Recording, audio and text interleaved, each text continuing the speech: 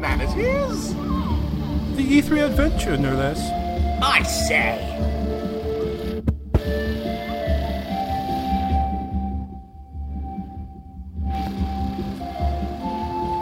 We've covered E3 18, and now myself, Paddy, and James form the very Super Sentai-like E3 8 team. Yes, and we were going to record this at 8 o'clock, but then Paddy went, I'm going to rather do it at 7. But it's probably 8 o'clock in Europe, and the World Cup's on, so, maybe. Some of us have to work, man. What? You appreciate the ferocity of an early start. Yeah, I appreciate. I thought if anyone, I would have a backer in you. Of a you have betrayed me, sir. Much earlier start than you. Ow! That's like when people come into the store and they go, "Well, I had to go up 7:30 today," and we're like, "That's when I got up on my day off." Yeah, try 4 o'clock. Enjoy your coffee. So, as you might gather, is our most memorable. I can't even say it. What's the word? Yeah. Memorable.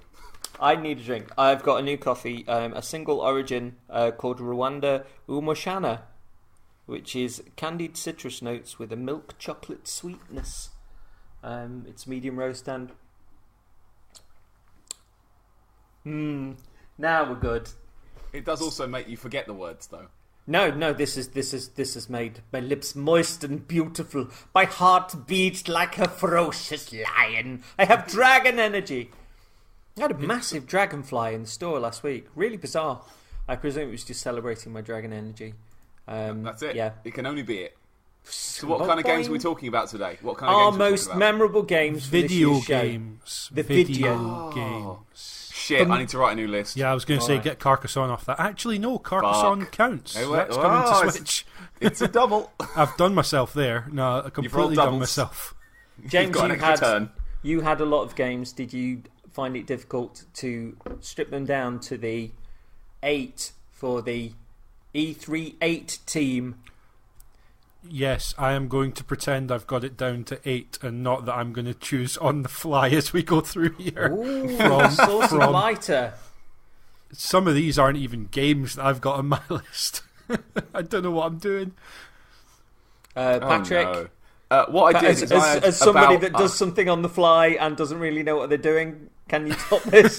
Because there's a threat to your identity. Is there any advice? Somebody's brought something to the table that you normally bring. I need something different. James, take off that wig. You're not the ginger one. Well, I sat down and I worked out my list and I had about... Well, here's my joke I was going to do, right? I was going to say that I had 100 and what I did is I then paid a whole bunch of internet people to play PUBG until there were only 8 left, and each of them had a name of like a game, and the 8 games that were left would be the ones I would pick. That was the joke I was going to do, but that was shit. The problem, I suppose, for you is that the joke you really want to do is I couldn't find 8 amongst all the games we've talked about because you hated everything this year. Sony only showed 6, so... No, I had about 13, and I trimmed down based on how it felt. I wrote a big yep next to the ones I knew were definite until there wasn't any definites left. Paddy? I had to make some hard choices, man.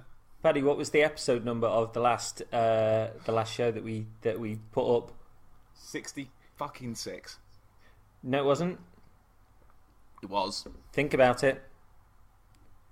The one that we just put up at this point. 7? Oh, Jesus. We had a conversation about 20 minutes ago where he said that we put up episode 64 and that was the Sony show. And it wasn't. We maybe made a mistake that it wasn't the Nintendo one. What is wrong with your... What? You can't read. I said we put up the Nintendo show in the wrong place because it should have been episode 64. The Nintendo show was actually episode 66. I can't deal with it. Ubi was 64. James, Look, I'm here, put the wig back typing in on. the numbers, doing an upload, doing a RSS feed. I don't make any note of the numbers on this. It's just the Twin Humanities E E3 adventure. Doing an audio upload. Cue the music that I recorded in the centre of town, which sounds like I've messed with it, but I haven't. There's no audio editing going on. That's not me. Hello, listeners. How's your weekend been? Yeah, shut up, listeners. Shit, let's argue. Keep listening. James, What about since you? since CJ, shut no, up. no. What? Well, I want to talk to you. I want to find out Why? how did you get 8? Did you get 8 easily, or did you have to trim down from a list of several Thunderdome style? I got my 8 pretty easily. They changed position. Is that what you said 8? Because wait, have you done positions? Yeah. Ooh. No, mine are just randoms. Yeah, I like how you were like, you've not done your. Oh, you have done a job. Oh, you have. You've done too much of a job. Oh, you've done it. That job that I almost accused you of not doing. You've overjobbed. You've done it, yeah. You did your job and you did the job of the person next to you too.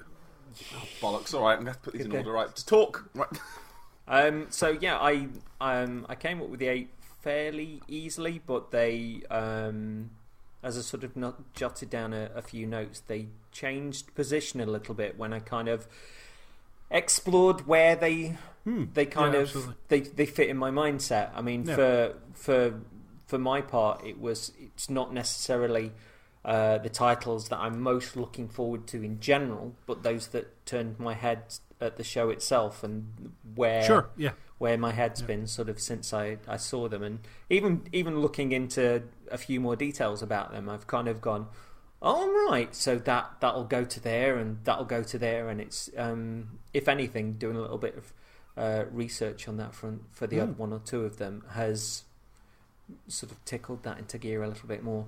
Yeah. So, may I ask a question? I think Paddy's writing something down, so I'll answer you. You can write. Sure. That's not number 5. Hang on. Right, yeah, go ask. So we've all got 8. There are chances that there may be some overlapping here. Is the plan to just go with that, or are we going to try and keep them distinct? I think we keep them distinct this time, because when it was Paddy and I doing like the Game of the Year stuff, it was quite easy to go, right, well that's my number 2 and we'll talk about that. But I think it's more fun if we sort of go 8, 8, 8, 7, 7, 7, etc, etc, and just speak our piece on each one, and then maybe go, oh, that's there for you, is it? Maybe that'll come up later. Or maybe the it reason won't. we never usually worry, because CJ usually just picks out some weird indie shit that I've never heard of. So, because he's so pretentious. That's me, the pretentious one, but also the one that got the plaudit today. Would you guys stop making suggestions, please? I lost hundreds of hours to Warframe, dozens to Skyforce Reloaded, and now I've tried it at the Division. It's got its hooks into me already. Thank you, Richard Sawyer. And what did Paddy say to that? Don't look at me. Yeah. Thanks, and Bud. I replied, yes, in capital letters. Hashtag CJ is right. Like a pusher of drugs.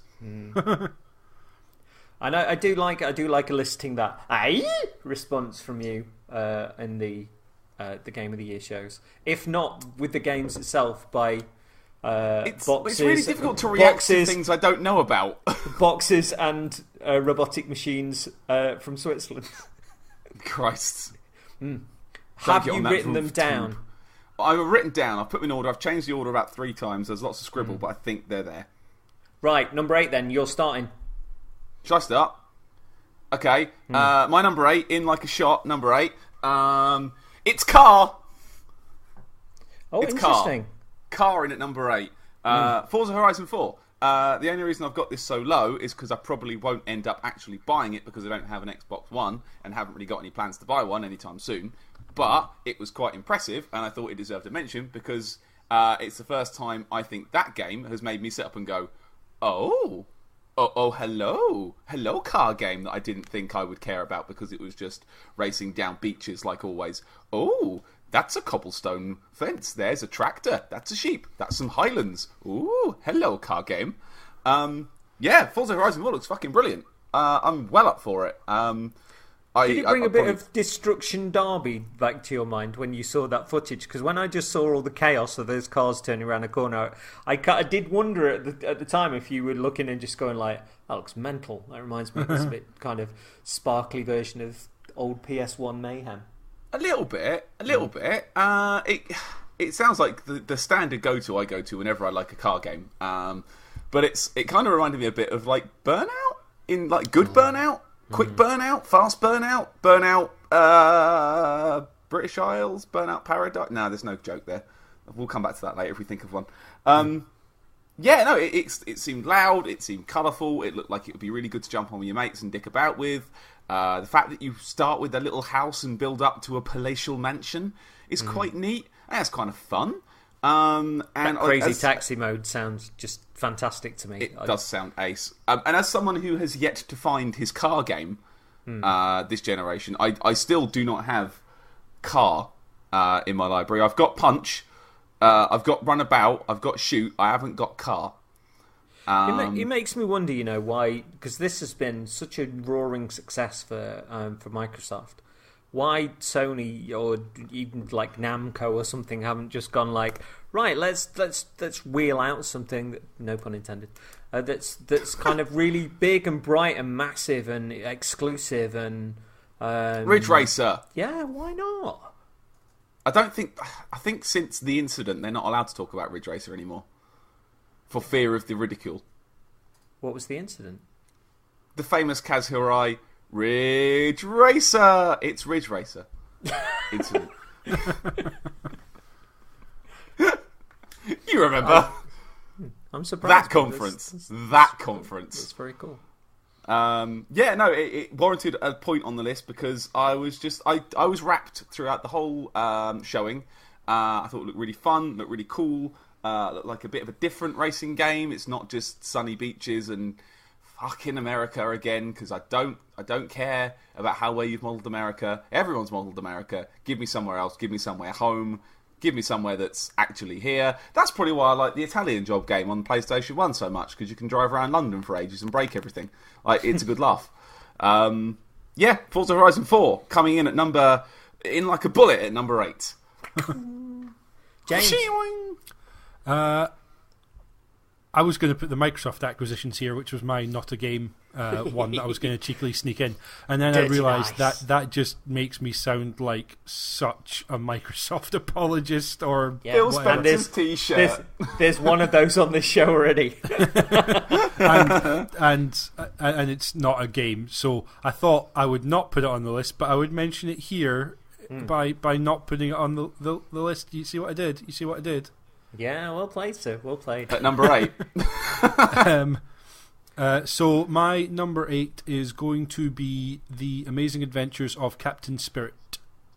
Do tell. I haven't played Life is Strange, and I've heard plenty of good things from people whose opinions on games, even if they don't line up with mine, I trust and I'm interested in. A lot of passion about the characters and the story that Don't Nod put together for Life is Strange. And the success, obviously, of being able to enlist another developer to create a prequel to that, put that out. Now they're able to create a single episode that's going to be free, that is going to bridge Season 1 and Season 2, and Season 2 coming. I kind of started to feel like maybe Life is Strange had got past me a bit. There was too much of it. Wasn't sure necessarily whether it was worth going back to playing the prequel and then playing the Season 2. But The Amazing Adventures of Captain Spirit captured something, or rather, I guess, shone a light on something in me that if that's something that Don't Nod can bring out in Life is Strange, then yeah, I absolutely want to see. So it's on the list, not necessarily because I really know what the game's going to be, but that trailer has got me sure now that I'm going to go and play Life is Strange, probably the prequel series, certainly this when it comes out, and then probably Season 2 as well. So it's a game that didn't just sell me one game, it sold me 4, technically. See that? So and it unlocks at 5 o'clock tomorrow night. It does, yeah. It's coming really sharp. So I'm gonna grab that, but hang on to it until the appropriate chronological point at which to play it, because I like to massage Paddy's ego. My brother, my brother. I think I'm going to jump straight into that when it standalone arrives, enough that makes perfect sense. Yeah. See if that's my in. If you yeah. So yeah, that's CJ, that's my 8. What's your great 8? My number 8 is Sable. I knew nothing about this other than sort of a few moving sort of gifts just before E3, and I just want to exist and explore in a Mobius illustration, and I need that in my life absolutely. I mean, the devs are a calm 2-man team, and I've listed inspiration for it as being like Shadow of the Colossus, Breath of the Wild, 80 Days, Final Fantasy 15, Fez, and Journey. The writer Meg Jayanth wrote 80 Days. The music's by an artist called Japanese Breakfast, who I listened to for the first time yesterday. Like, wonderfully surreal and breathy indie pop. I can imagine adding another colour again to the world that we've sort of had a sneak peek into, and I'm just, please be good. It looks phenomenal. It's nice to see, as much as, you know, we can do super realistic now, it's nice to see these kind of artistic interpretations that, you know, have a resonance. So, I mean, the colour palette's very much like Alan Moore's Watchmen, and there's something scratchy and beautiful, and I need to explore it. I need to know more about it. But that mystery is one of the reasons why it's not really left my mind. Yeah, I'm right there with you. I have to say, it just fell off my list simply because I hadn't done the legwork that you've done to know enough about it to pique my interest, but it popped up at the PC show, and it just looks lovely, really lovely. I can only agree. It looks lovely. And again, it only just missed my list. But yeah, good trailer, good show. Looks very French. It's strange that the 2-man dev team are in London, interestingly enough. And yeah, it's strange that there was that sort of little bit in the Microsoft conference that normally people would go, oh, that's too fast, and it wasn't as fast as previous years, but there was certainly a lot that caught my eye that I wanted to look into deeper that was in that montage. But Sable just stood out massively to me. I mean, admittedly, I was probably resonant to it after seeing some of the preview stuff, you know, the preview gifs beforehand. But yeah, double up for that. So, my beautiful Pad, what do you have at number 7? Do you want a 7? I'll give you a 7. I'll give you a hot number 7. My number 7 is a game called The Sinking City that was shown on the PC Gaming Show. Yeah, it was. In your face. Yep, tell me all about this while I type it into Google. Ha! Well, don't worry, I'll just read the site for you. The Sinking City is a third-person adventure game inspired by the works of American horror writer H.P. Lovecraft. It's the biggest and most ambitious project of the company up to date in terms of gameplay, story, and overall experience. They're aiming for a 3-pillar world, open investigation, and Lovecraft, which will define how it plays and feels. I'm not going to read any more of that because that's too much to read. I did see footage of this, actually. I saw the Easy Allies sort of reaction to it. And if you'd watched the PC Gaming Show, you'd have seen it as well. Sorry, I don't. Shaming on you. I do a shame at you. Shame. I take that shame. Shame. So yeah, this I wasn't expecting this to be like to make me sit up and prick my ears and go ooh, because Lovecraft alone isn't enough to make me go ooh, as these things are, because, you know, I'm sure we all love Bloodborne, we do. But I don't think I've ever read a Lovecraft story. I don't think I've read things inspired by it, but I've never actually read anything by him. So when people say Lovecraft, I go, oh, fine, it just means it's got weird insanity shit in it. That's fine. But as I watched, they kind of the sort of premise of the game being about, they call it open investigation. So basically, this is an investigation type game where you have to go around and solve the mysteries of what's happening in this fictional town of Oakmont, Massachusetts. It's set in the Roaring '20s, but you don't have a quest marker. You don't have a journal log. You haven't got any sort of shit like that to kind of point you where to go. You just have to work it out. It's no hand holding at all. There's nothing like that. I could keep explaining that, but there's no point. The example they give on the site is if you're looking for someone but you only have their name, well, maybe go ask at the police station or the hospital. Maybe they know something. There's no diary to keep instructions in. There's literally, you just have to remember things and work things out yourself. That sounds rad. Apparently when it starts, there's not even a goal to achieve. You just have to sort of have things unfold around you and work out what's going on and kind of immerse yourself in the story and the plot and try and work out what's going on. I am well up for that. That sounds really good. It's the same folks that did all the Sherlock Holmes games, isn't it? It is indeed, yeah. So they're good at investigatories. And as a tie-in to Sable, they also did 80 Days.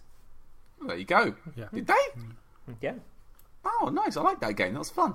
Yeah, this came out of absolutely nowhere for me, and I'm well up for it. There's some lovely art design in there as well, and it's nice. Honestly, it's quite nice to see them moving away from Sherlock Holmes. So it looked a tad jank, but again, it is still fairly early on, so hopefully by the time it comes out, it'll be a bit more. But I'm up smooth. for these. But I'm up for it. That's fine. I'm up for the smaller development studios with big ambition. That again, some things will come off, some things won't. But more of an appreciation of ambition and what they tried to do, rather than just expecting $200 million big budget sort of saccharine blah. Yeah, kickstart me. Yeah, absolutely. Yeah, I feel you. Yeah, this looks great. That looks great. Yeah, I'm well up for it. It looks proper. Yeah, I absolutely couldn't agree more. Yeah. James, you're number 7. So another one that I didn't think would be anywhere near a list that could have been 20 long of my favourite games, or the games that interested me most, or my 8 team from E3. The Division 2. Go for it. I had, so like everyone, I think I remember the original very cinematic, emotional trailers that were released for the first game, and then I remember seeing the first gameplay demo, which I think I'm sure it was a co-op situation with the now traditional Ubisoft scripted chat over the top, and immediately that killed all interest I had in playing The Division. I then saw The Division release with people queuing to get quests, and just stories of, even when you do get into a quest, the gameplay's fine, the loot's fine, but it's maybe not as varied as you'd like, and the dark zone, people were kind of not sure what to make of, and whether the game was there. And by all accounts, including on this very podcast, it has come together, and Ubisoft have put in the time, as they have with several of their games, to bring it up to scratch. All that said, I still didn't expect... I expect The Division to be just one at the Ubisoft show where I can kind of half pay attention to, but catch up on some snarky tweets and just generally let happen. And it didn't. It grabbed me twice at E3. 2 different times it was shown. Both times I thought it looked well designed. It looked like there was interesting stuff going on in the world. It's a different setting, a different time in terms of what's going on in the world. And literally, I think the only thing that tempers that expectation is Ubisoft coming out and, like a man stood in a cowpat in the middle of a field, protesting that this game has nothing to do with politics. It's just bizarre. I don't get their train of thought. I didn't get it with Far Cry 5. I don't get it with this now. I don't get the aversion to saying that your obviously political game has something to say about politics.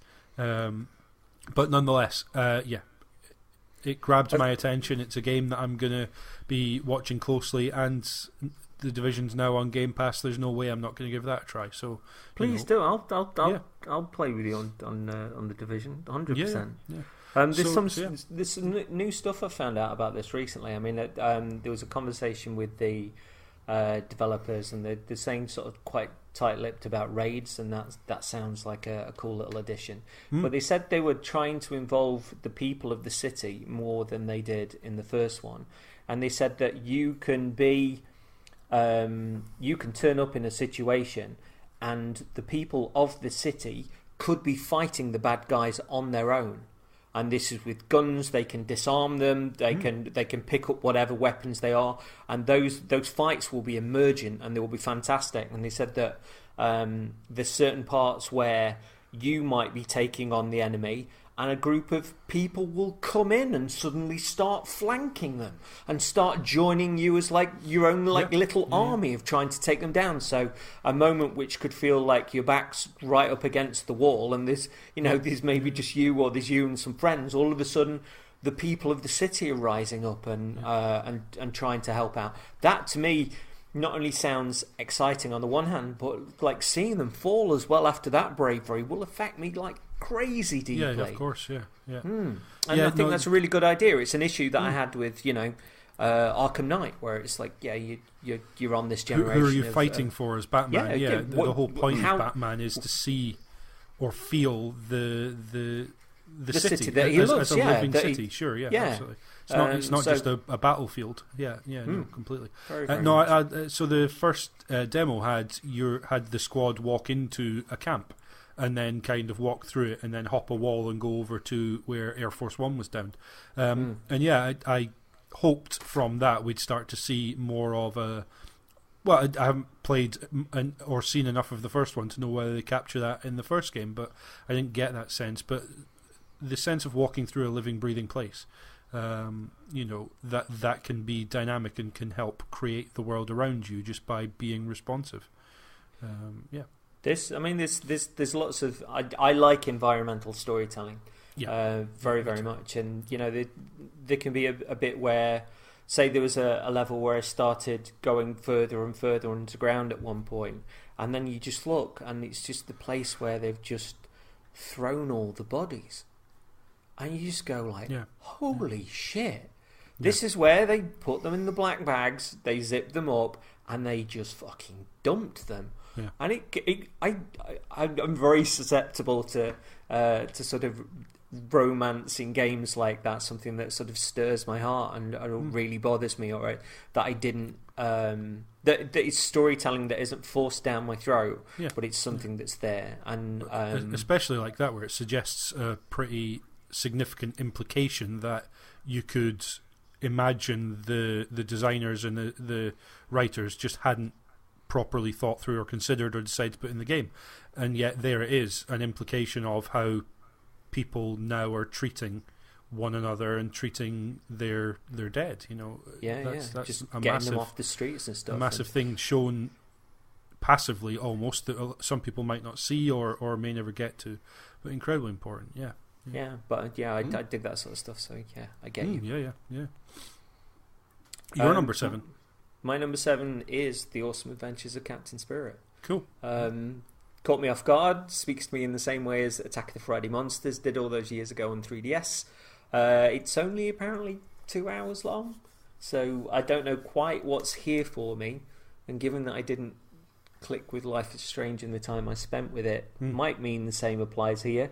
So I'm kind of existing excited within the uncertain, hoping those strong connections to CJ past will resonate wildly in the final product. But I've watched that trailer a lot. Yeah. And it charms the hell out of me every time I watch it. Yeah. And, again, seems, like you were saying, it seems really personal. So that's my number. Absolutely. That 2 hour runtime, I think, is going to be a good thing for it, though. It means they can actually have, this is a story of a person. Because I think the problem I have with some of the episodic games, like Life is Strange, like some of the Telltale stuff, is that you're playing episode 2 and it's like, oh, this doesn't feel like it's going anywhere at this point. We're dealing with this thing, but it isn't the thing we're going to be dealing with in 3 episodes time. I'm kind of dragging my heels, but I've got to finish this to get to the next bit. Whereas giving it, say, oh, this is just a one-off. Like some of the strongest Walking Dead Telltale stuff that I liked was the one-off stories they released. The I can't remember what they called them now. They were literally like just a few one-offs in the middle. 40 Days, I think it was called, something like that. 40 days, something like that. Anyway, just a bunch of one-off stories with odd characters who would then turn up in the later season. Like, I remember that person, what their deal was, and it was cool. It was fun. It was different, and I think Captain Spirit is going to channel some of that. I think a nice little taster of the world without having to become enveloped in it, I guess. Yeah, it's interesting that... And it looks cool, so... Yeah. It's interesting that Telltale made such an impact with The Walking Dead, and it seemed important to people, and people were invested, and then they seemed to throw that style of storytelling at everything, and just seemed to sort of clog a market that they owned, and then Don't Not have come in with Life is Strange, told a single story, made it really personal to people, and have made it as important as The Walking Dead was when it first made that splash. And now Telltale apparently are in financial difficulties. So, which is remarkable and unthinkable, really, isn't it? But I like the focus down to our story, because it means that you can't waste any time. It has to be as focused and as snappy as a film has to be. And I don't mean snappy as in it has to go fast, but it has to be on point all the way through. And if hopefully from that we're not going to see a lot of needless exposition. They can show the stuff they need to show to get the story across and have an impact. I'm wondering if it's going to take me a bit longer than that. If 2 hours is kind of like just a sort of, well, people can whiz through it in that time. But let's also say free, because if you're giving people a taster of your world, and also something a little bit left of centre. So if there are folks like me who didn't click with Life is Strange with the bit that they played with it, and have seen something of themselves in this. Yeah. You're essentially like you're trailing sort of a line backwards and a line forward, and it would be nice to see what other people saw in Life is Strange, but this is completely my bag. This. Yeah. And apologies, it wasn't until you read the title I realised I think I said The Amazing Adventures of Captain Spirit. I of course meant The Awesome Adventures of Captain Spirit. I had to look it up. Your number 6, please, James. Oh no, it's Paddy. No, Paddy first. Paddy first. How could you forget? Sorry, I'm forgetting about you. It's that easy. We only recorded once a day each day for the last week. It's fine. I'm still here. Sorry, what's your name? My number 6 is a 5. Devil May Cry 5, motherfucker. Ooh. Yeah, son. And we're not to go over that one weird comment that the devs made on stage. We're not going over that again. We covered that in great detail, so we're going to skip over that like it didn't happen. As someone who really, really, really likes Devil May Cry, but hated the last one, and I mean capital H, hated it. It just fell so annoyingly flat for me. And on paper, I should have enjoyed it, but I just found it just awkward to control. I didn't like the levels. I hated the new Dante. I hated his guts. This is D small M big C DMC. Fuck, why didn't they check a different name? I hated it. I didn't get more than a couple of hours in. I got angry with it and couldn't be asked. It was wonk and weird, and I didn't like it at all. And to see everyone say it's the best one makes me just weep, because I hate it. To see them go back and make, again, sorry James, a proper Devil May Cry sequel in the main timeline, I suppose is what I want to say there, fills me with joy, because that's the one I want. I love they've got Nero back, because that was our boy when Devil May Cry 4 came out. I like that Dante looks like a terrible old shitbag. I'm very into that. He's not just not aging. He seems to be a shitty piece of crap. It looks like a thing I want. Laura was chuffed to bits with it as well, because again she had the same feeling about the last DMC. If anything, she's more of the Devil May Cry fan in the house than I am. But yeah, just double excited for this, and I wasn't expecting it either. And again, even though I was a dumb and thought it was Virgil for the first 20 minutes, or however long that trailer was, I thought it was Virgil until right near the end, where I had that sudden brain fart and went, oh yeah, it's got a robot arm. Oh, and his motorbike handle on his sword. Oh, I know someone like that. But no, this came out of nowhere for me, and I'm very excited. Very, very, very, very excited. Very excited. I think it's time for me to play DMC. Yay! Boo. Which one do you mean? This one does look good, but it's given your list of crimes. It's probably maybe time for me to fire it up on. I think it's on Game Pass, isn't it? You'll love it. It's on Game Pass. Yeah. You'll love his shitting haircut. Of course I will. I think it's telling that I am not the only person who thought this trailer shared quite a lot in common tonally with DMC.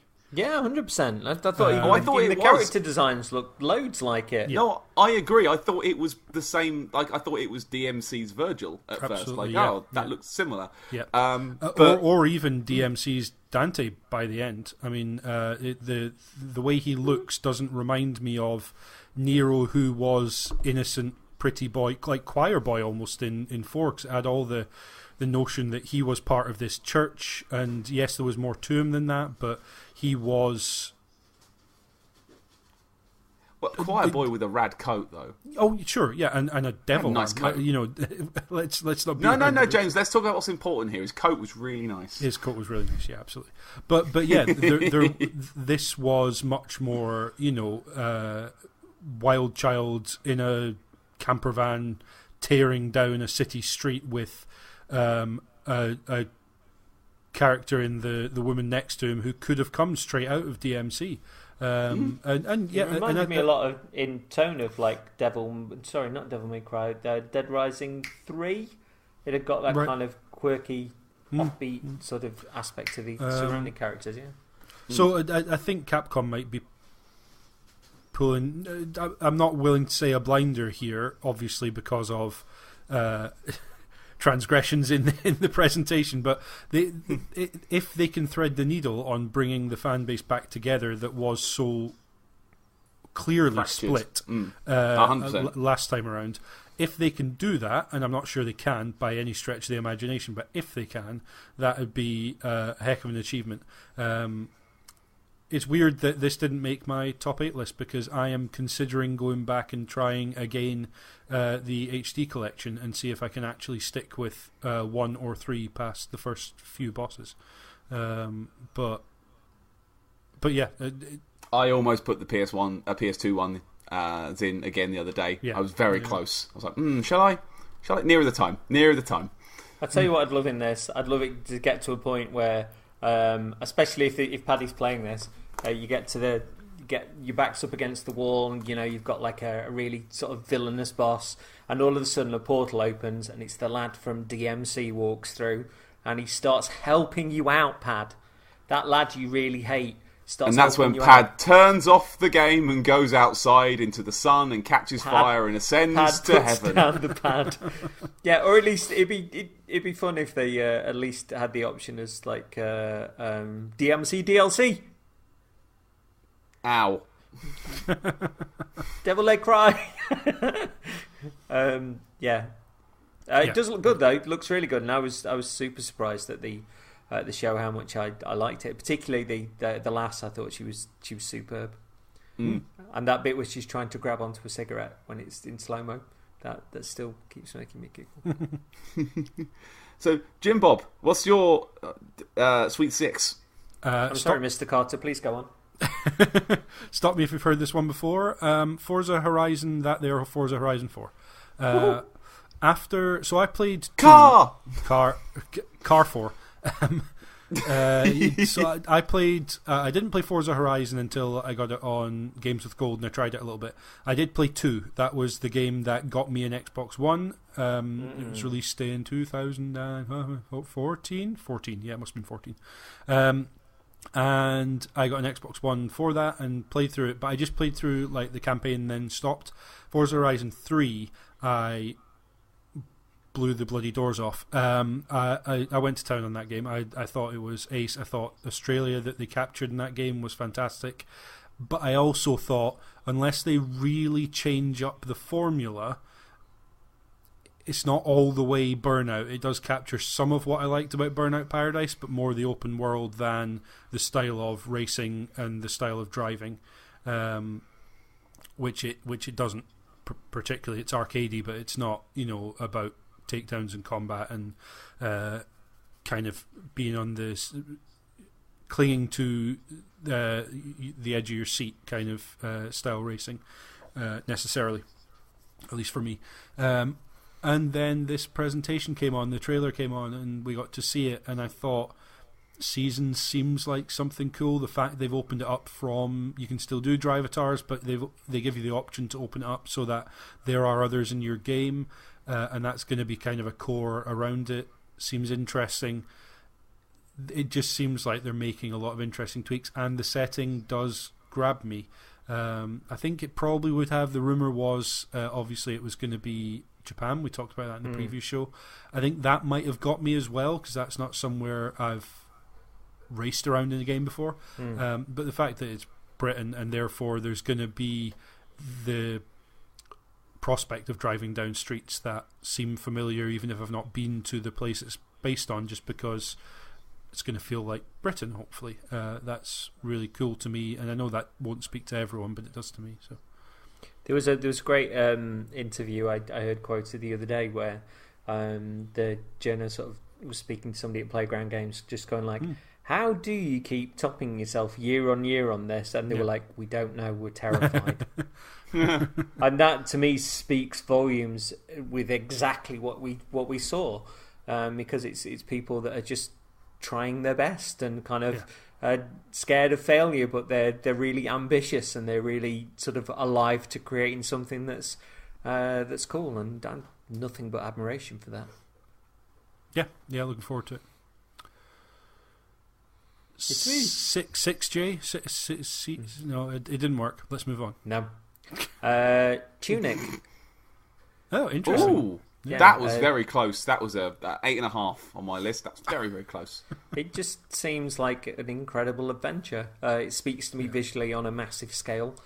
This one has my heart racing based on the joy of discovery, just to experience new things, and it just looks like an absolute sweetheart with kind of a dark underbelly to it, and that it's just one person that's working on it is insane. And I'm all over this, all over it. So not really much more to say other than that, but it just I'll have it. It looks lovely. I think the only reason it missed my list because I don't usually gel with that Zelda-ish isometric style of game setup that often. Like, it takes a lot for me to really love a game in that kind of format. But this does look very, very tasty. And that shot of the boss thing with the big wings at the end of the trailer. Mamma mia. Hello. Yeah. Oh, it's on. Yeah, Tunic looks hot. Because I know it's got that sort of sweet look, but there's also this suggestion that it's gonna put you to the test as well, which the two of those don't often sort of come about, and not together. But yes. Yeah. Oh shit! Is it me again? It is you again, yes. Number 5. You're number 5. Number 5. You'd better get ready to die. It's Rage 2. Wow. Okay, go for it. This is taking up the point on the top list where this is the game Paddy really likes, but probably won't end up buying, but was nevertheless quite impressed by. To Andrew WK notwithstanding, because I love that man. Even take him out of the equation, I think Rage 2 had a really good, strong showing at Bethesda's show. I thought the game looked like $1 million. It looked fun. It looked like a laugh. It seemed to take some of that, sort of what Borderlands tried to do, but kind of make it more my kind of, humour. If you get me. It wasn't like, haha, lol, memes. It was like, haha, here's some monstery people doing some weird stuff. Just the guns look fun. It takes the skill shot stuff of Bulletstorm, but doesn't score you points on it. It just, here's some fun ways you can do it. You can shoot the man normally if you want, or you can blow him into the sky, but we're not going to penalise you for not shooting him in the nuts while upside down and on fire. It seemed to give you freedom to do what you want with it. The car fighting looked really, really good. I just think the whole presentation is just delicious. The little bit of audio I heard from one of the trailers where it's the worst part was it was a fucking asteroid that does this. It wasn't just us doing global warming or starting a war. Just a random fucking asteroid, for Christ's sake.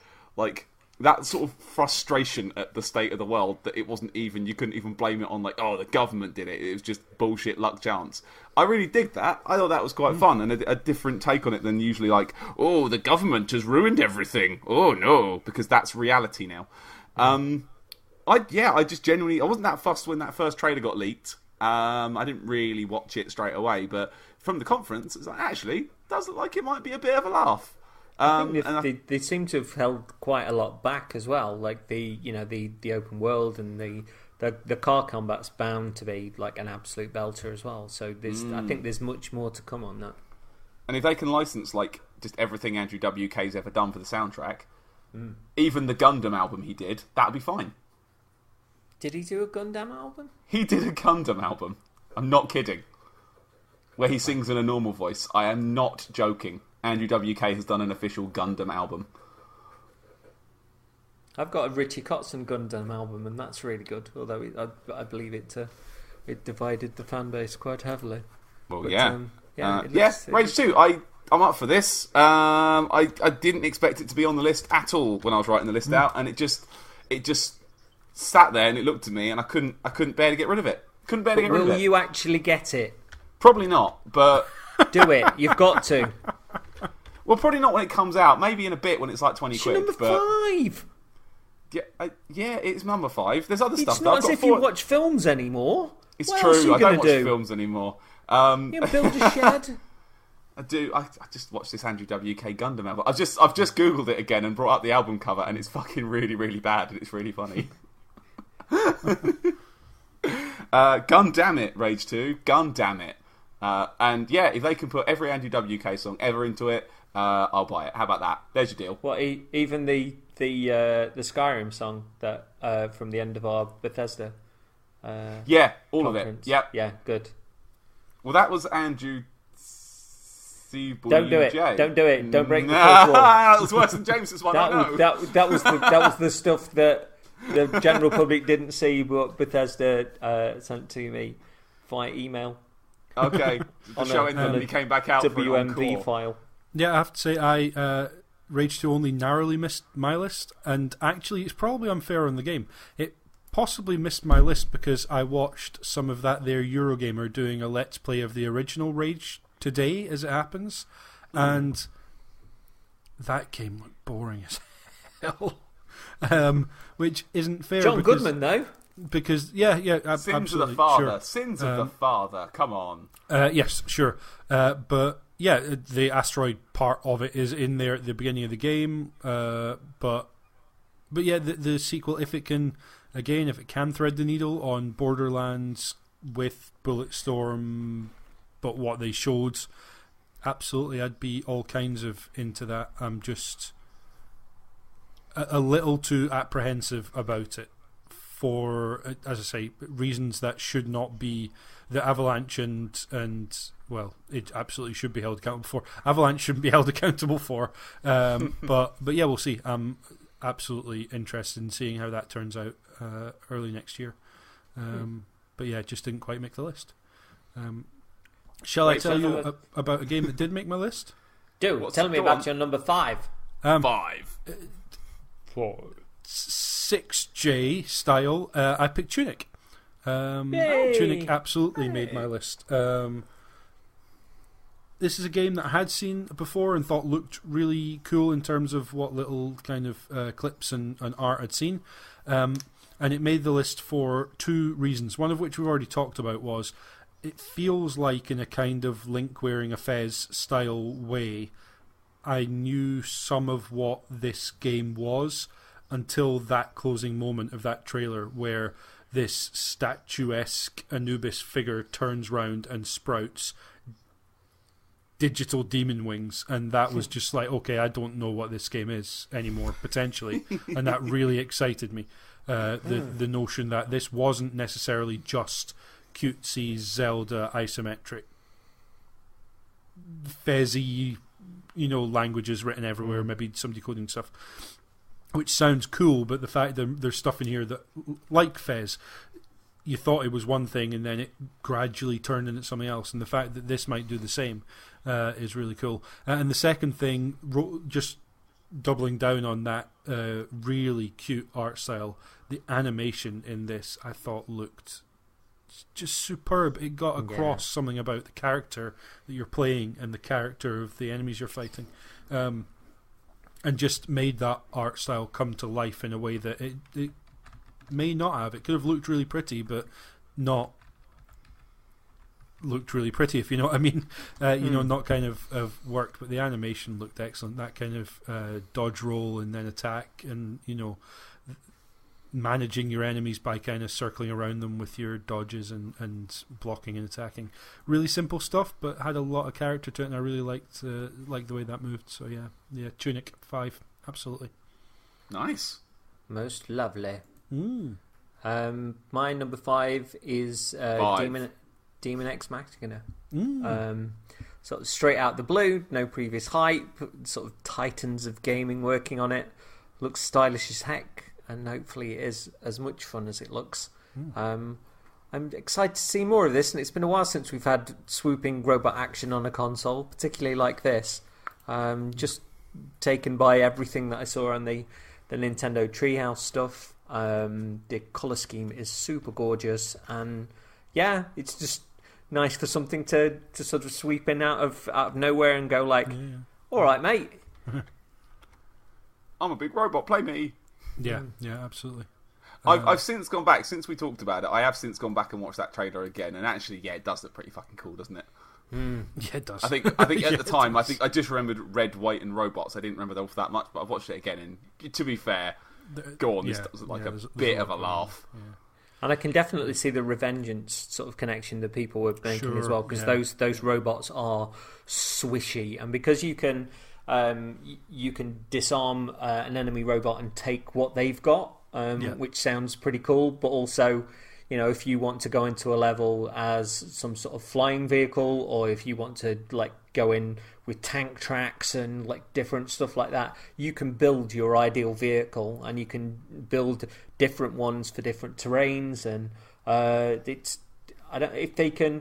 Armored Core always had a difficulty explaining itself, and if they can lead people into the joy of discovery and do it well, I think they've got a colossal hit on their hands. More than I think many folks realise.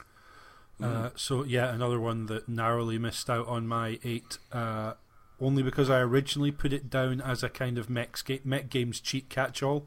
Because, I mean, Anthem, I guess we could debate whether that's a mech game, but it didn't really do it for me anyway. But Babylon's Fall, being platinum and mech-ish looking, we don't really know much about that, but alongside Demon X Machina, which did look all kinds of mechs, and as said on the Nintendo show, definitely excited about. Just didn't you make one. It. Did I? You forgot Metal Wolf Chaos. Sure, yeah, absolutely. How could you forget that?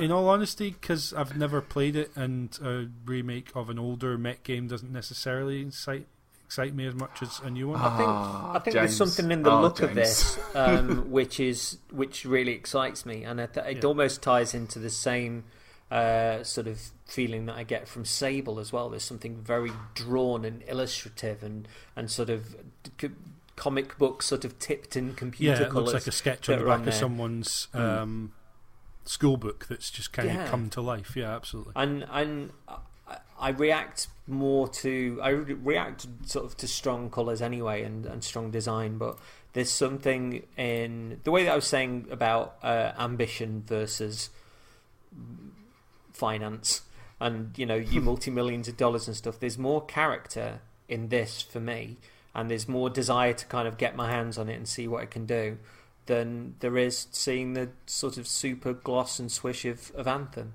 so much.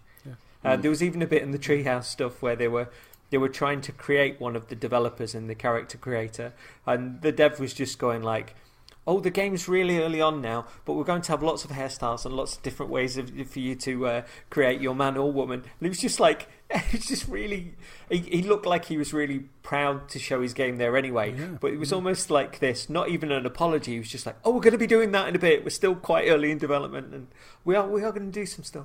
So yeah, I just thought it was really sweet. And I think you invest in people as well. And he seemed like the sort of joyous person I would hope would make a joyous video game. So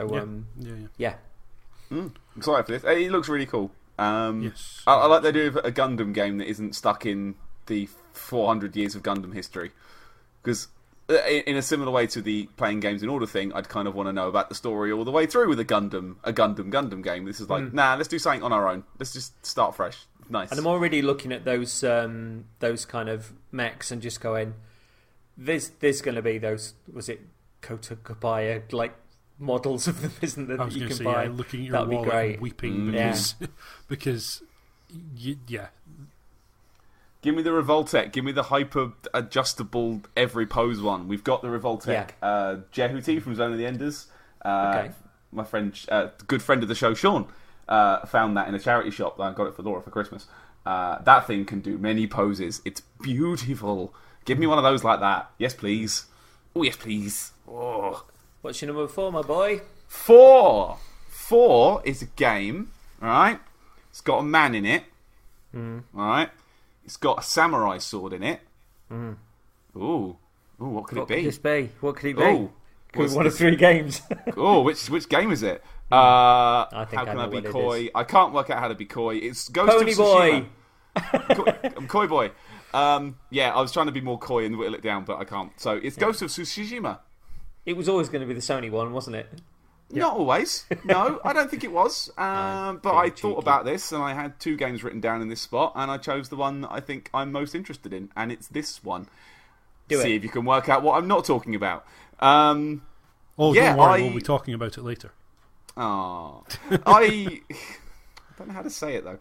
I went into this expecting something quite a bit different. My impression from the first showing that this had last year was that it was going to be some sort of Tenchu style, sort of smoky ninja game, like sort of, a stealth assassinin kind of thing. And a lot of the discourse and the commentary about it was like, oh yeah, cool, Tenchu's back. Like, this looks like Tenchu, fucking cool. And what they showed this time looks like so far removed from what Tenchu is. It's an honourable samurai game, admittedly with some sneaking, but still, it's like open world, and there's a horse, and the guy wears very, very bright things and coloured in bamboo, and isn't just a shadow ninja boy. Maybe that will change as the game goes on. I don't know, but what they showed off here was evocative. It was... I know you're probably going to hate me for this, James, but it was quite filmic in a way. Like, I felt like I was watching something cool, and I wanted to be part of it. It was on the Sony stage, so it was bound to be cinematic. There he goes. There he is. There's James. No, but there's a strong Kurosawa feeling, and when James mentioned that it had been put to the developers about doing a black and white mode, and that was the point where I kind of went, oh, and suddenly suddenly my sort of head turned, and just thinking like, oh my god, just as daft as it may sound. Again, it's me reacting to environmental stuff, but I can, table for one, please. I could fall in love with that in black and white. I super could. Yeah, absolutely. I enjoyed the look of the thing. I think that sweeping shot over the entire landscape where it just stood there and looked at everything for a while was gorgeous, absolutely gorgeous. I thought the swordplay looked fun. I like that sort of pose down at the start where he held his sword and waited and waited and waited and waited until the other guy attacked and took him out in a single cut. That was delicious. I really liked the sort of complex character stuff going on with the woman that turned up. How they were initially friends, and then they had to fight, and then they had to put their differences aside again. Like, I love that sort of stuff. Like, that stuff makes me very happy in a game. And by the way, just a side mission as well. Yeah, just a side mission, absolutely. I got from the bits where he was sort of galloping around on the horse in the open world, bit of a witchery vibe, and that's not a bad thing. That's a very good thing these days for me. If you can evoke a bit of that Witcher feel, I'm all up for that, because that's still one of my favourite games of this whole generation, by quite a long way. I was so enamoured with this, I have since put Infamous Second Son back in, and I'm giving it another go, because I never finished the damn thing. And I'm playing it as a good guy for the first time. I'm doing an Infamous game as a good person. Do it. It feels a bit off, but I'm having fun. But yeah, just to kind of involve myself in one of their worlds again. I just think this looks great. I think I'm going to play the shit out of this. And I know, I got a pretty good idea what I'm getting from it. Whereas other games that were shown, I didn't get a super great idea what I would be getting from it. But I don't know. I wasn't expecting this to be on the list until I watched the trailer, and then I'm like, this deserves a place, 100%. Cool. Yeah. Tsushima. Yeah, James, your number 4, please, sir. So this is the only game on the list that I kind of feel like I knew what I was getting with it before E3 started. I think it's safe to say. I've left off a couple of games that would absolutely make my top 8 because they were announced before E3.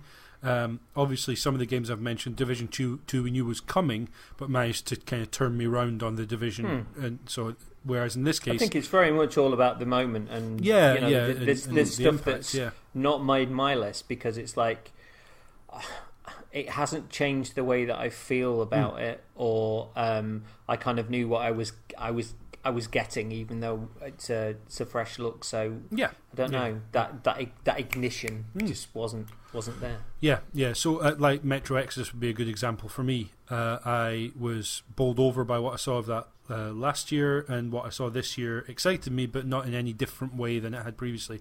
Having said that, Ori and the Will of the Wisp, I knew I was going to play that game. I knew I was going to get it the first day it came out before this E3, and what we saw at this E3 didn't necessarily add much information to that, except a little bit about, there's an extra weapon now, it's going to play a bit quicker, and I picked up some stuff from the trailer in terms of locations, in terms of what might be going on in the world, and that game just...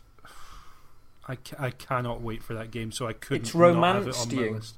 It has, it absolutely has. Just that the original I loved and has only grown in my estimation since playing it. It grown in my memory, and I'm actually scared I might be building this one up too much in my mind to the point where the devs can't meet expectations. But the reason it's at just number 4 think about how and much not you love number... the original. Yeah, exactly. Yeah, the reason it's at number 4 and not number 1 is because they didn't really show me anything I didn't already know about the game, whereas all the others on my 8 they did. But it's just testament to the fact to how much I'm looking forward to this. It's at number 4, so yeah. I suppose with it being a little further off as well, it's good that they're holding back a few secrets for later reveals and also for the game itself. So yeah, almost at the point where I mean I didn't need to see it at this E3 to know I'd be getting it, but now I really don't need to see any more to know that I'll be there day one, cash in hand, knocking on the Microsoft Store doors and asking for my bits and bytes, please. Posting Phil, a tenner into the disc tray. Yeah. Phil, is it time yet? Phil, is it time yet? Just Phil. take my money. Phil. Yeah, absolutely. Nothing to add other than it made me interested to play the original. I do have it. I didn't know it was a proper platformer, like in that sort of Rayman Origins kind of like this is a proper platformer way. I thought it was a wander about and have feelings game. Rayman Origins is quite a good comparison if you ever do play it for more reasons than perhaps you suspect. That would be if someone liked Rayman Oranges as I do, then absolutely there it is. They should take a look at I an think Ori. this might be one of those that Paddy sort of sticks on at some point in the future while Laura's got the big telly, and then just goes, oh, and just can't put it down until it's done. Yeah, that happens every now and again. It's happened to me at the minute with a game called Deponia, but let's not get into that now. Not the space for that. CJ, 4's on the doors. Mine number 4 is Resident Evil 2. Yeah. It's not on your list, is it, Pad? It was fucking close. 8.2. So it's more than a remake, clearly. The chance to go through what seemed like to go through a newly reimagined version of an old favourite, sort of nostalgia on the one hand, but perhaps it was going to run a bit deeper than that. It's been a while since I've gone near a pure horror game, and I think the enticement with this is that there's a little bit sci-fi, a little B-movie horror, and with some of the stuff that I watched surrounding it today, it's the fact that it's not particularly like sort of huge, devastating kind of monsters or machinations behind the scenes. A lot of it is just normal people doing horrible things, and I kind of dig that. It looks beyond lovely. Capcom have got their magical sort of end of January marked for it, and I'm all over it. I've seen some of the footage, and the voice acting is stunning, the acting itself is gobsmacking, and it's lovely seeing sort of like innocent Leon. To be honest, he's just like with the sort of high pitched voice and that. Oh, I'm here to do good things. I'm ready to do things, and like I'm here. It doesn't matter what's gone down. I'm going to wrong hair though. No, I'm really taken with the look of Leon and the fact that he has got kind of the more innocent nature, because he's become like quite a wisecracking sort of super smooth James Bond type in recent times. Ben Moore had a rant on Easy Allies saying about how it pisses him off no end that so much stuff is being remade, and it's a case of, and this applies to Dark Souls 3 as well. It's, hey, you know that thing you like? Here it is. Here it is. Here it is. Here it is again. Here it is. Rather than recreating the feeling that you had when you first played it. I saw some great footage with Marvin where he's telling you, like, if you see somebody in a cop uniform, you take them down, like, instantly. And how he shares the book of how it's believed that there may be secrets about, like, the police station and stuff, and one of the other guys who'd been helping him sort of try and figure out the station thinks that if you get to this certain place that you'll be able to get out. And further down the line in this playthrough, you do this first, but there's like I think there's like a cop or something like that that's down on the floor, that's dying, that's watching on, and you do this puzzle, and you just hear from the cop, so he wasn't crazy after all.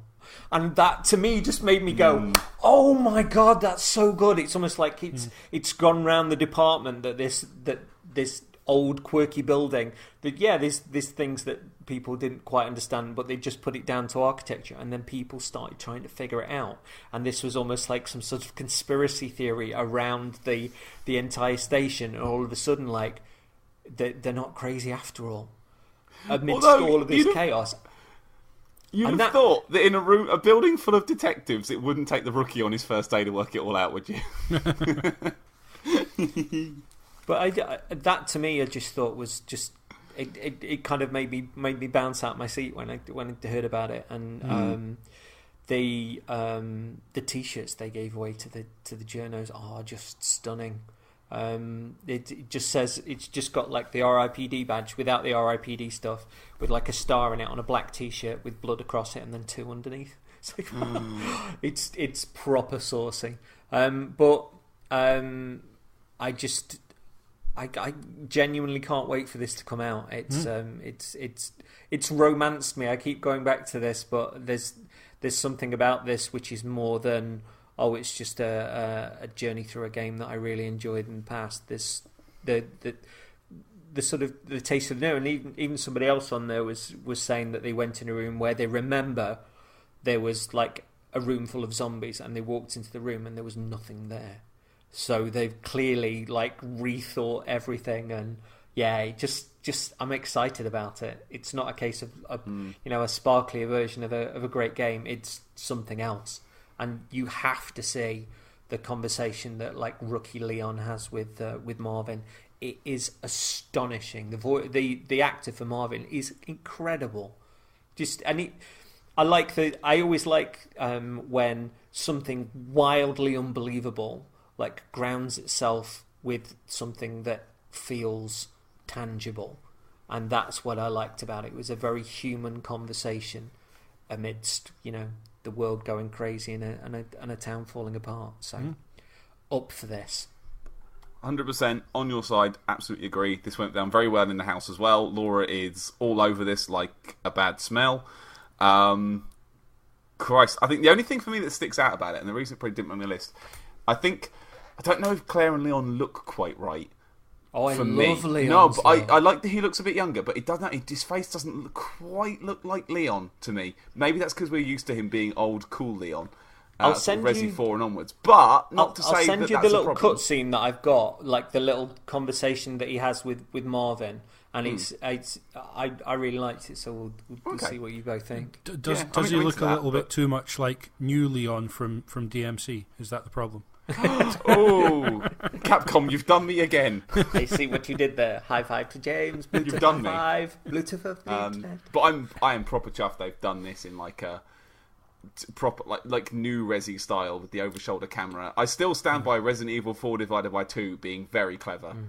Yeah, I'm maintaining that was a good bit. But This was another thing that was on like a conversation I heard about it today, where they're saying like people were going, "Oh, it's like Resident Evil 7 meets Resident Evil 4," and they were like, "No, it's Resident Evil 7 meets Resident Evil 4 meets Resident Evil 2," and that was like, "Yeah, well played." Because they were also saying that Resident Evil 4, a lot of it is very sort of open spaces and stuff, and that isn't this. It's very very claustrophobic, and like say the stuff in the police station where you without the torch you can see fuck all is exciting. Yeah, I think the I guess not fear, but it was a possibility that this was Resident Evil 2 remake, but didn't get the kind of equivalent treatment that Resident Evil remake did. And there's a reason that nowadays Resident Evil remake is the version that most people are going to be playing, not because it's necessarily so much better than the original, but it wasn't just let's just do a remake. It wasn't just a remaster. It took the game, and as you said, CJ, it tried to make you feel like how the original make you feel. That was the target, and to see that and to hear that, that seems to be what they're going to try and do and hopefully achieve with this. There is a world in which that didn't necessarily happen, and what we got was a slightly prettied up version of the same game, and I really like the fact that remake to Capcom means something not necessarily specific, but it means that a certain standard has to be reached, a certain difference has to be provided to the game. I wonder if they've had like a little bit of an epiphany, because you saw the amount of effort that they put into really rethinking Monster Hunter with Monster Hunter World, and that sold like squillions for them. It looks like they've really put time and effort and thought into Devil May Cry 5. And again, this comes across as something. It comes across as sincere. It looks like they're really proud of it. That they've not just sort of trotted out a version of the likes of like a Resident Evil Revelations. That they've actually really super thought about this, and all that development time just looks to have paid off. I'd absolutely agree, and I think there's something very exciting about Capcom in 2018. The problem is, 4 months before Monster Hunter World came out, Marvel vs. Capcom Infinite came out, and that for as much as I like that game, that didn't look like a company that was not even. I'm not even going to try and be dismissive about the amount of effort. It didn't look like a company that knew how to best put that game out. Whether the game they released was the one they wanted to, in that case they didn't market it properly and let people know what they were in for properly. That game didn't look like a Capcom that we've seen in 2018 with the success they've had with World, and then with even the Street games Fighter 5 had its wonkiness and its absolutely, kind of and they brought unusual it start. So I'm wondering if maybe the epiphany came with Monster Hunter World's launch, and then they've kind of pulled the other stuff back, and I've just made sure that at the point that they show it off, that there's sufficient flourish and sort of sparkles. I hope so, because it looks like a higher quality is coming forth from Capcom, and they're almost rebranding themselves in the way that we knew them sort of way back then. And also, can you imagine if they did in this sort of Resident Evil 2 engine? Could you imagine if they did Dino Crisis? Please. But that's the exciting thing, is a Capcom who are financially stable and able to be as creative as clearly they can be. I mean, I'm excited about this Capcom. I really am. And if they do what you just said there, CJ, with Dino Crisis, my wife would turn into energy and do a lap of the universe.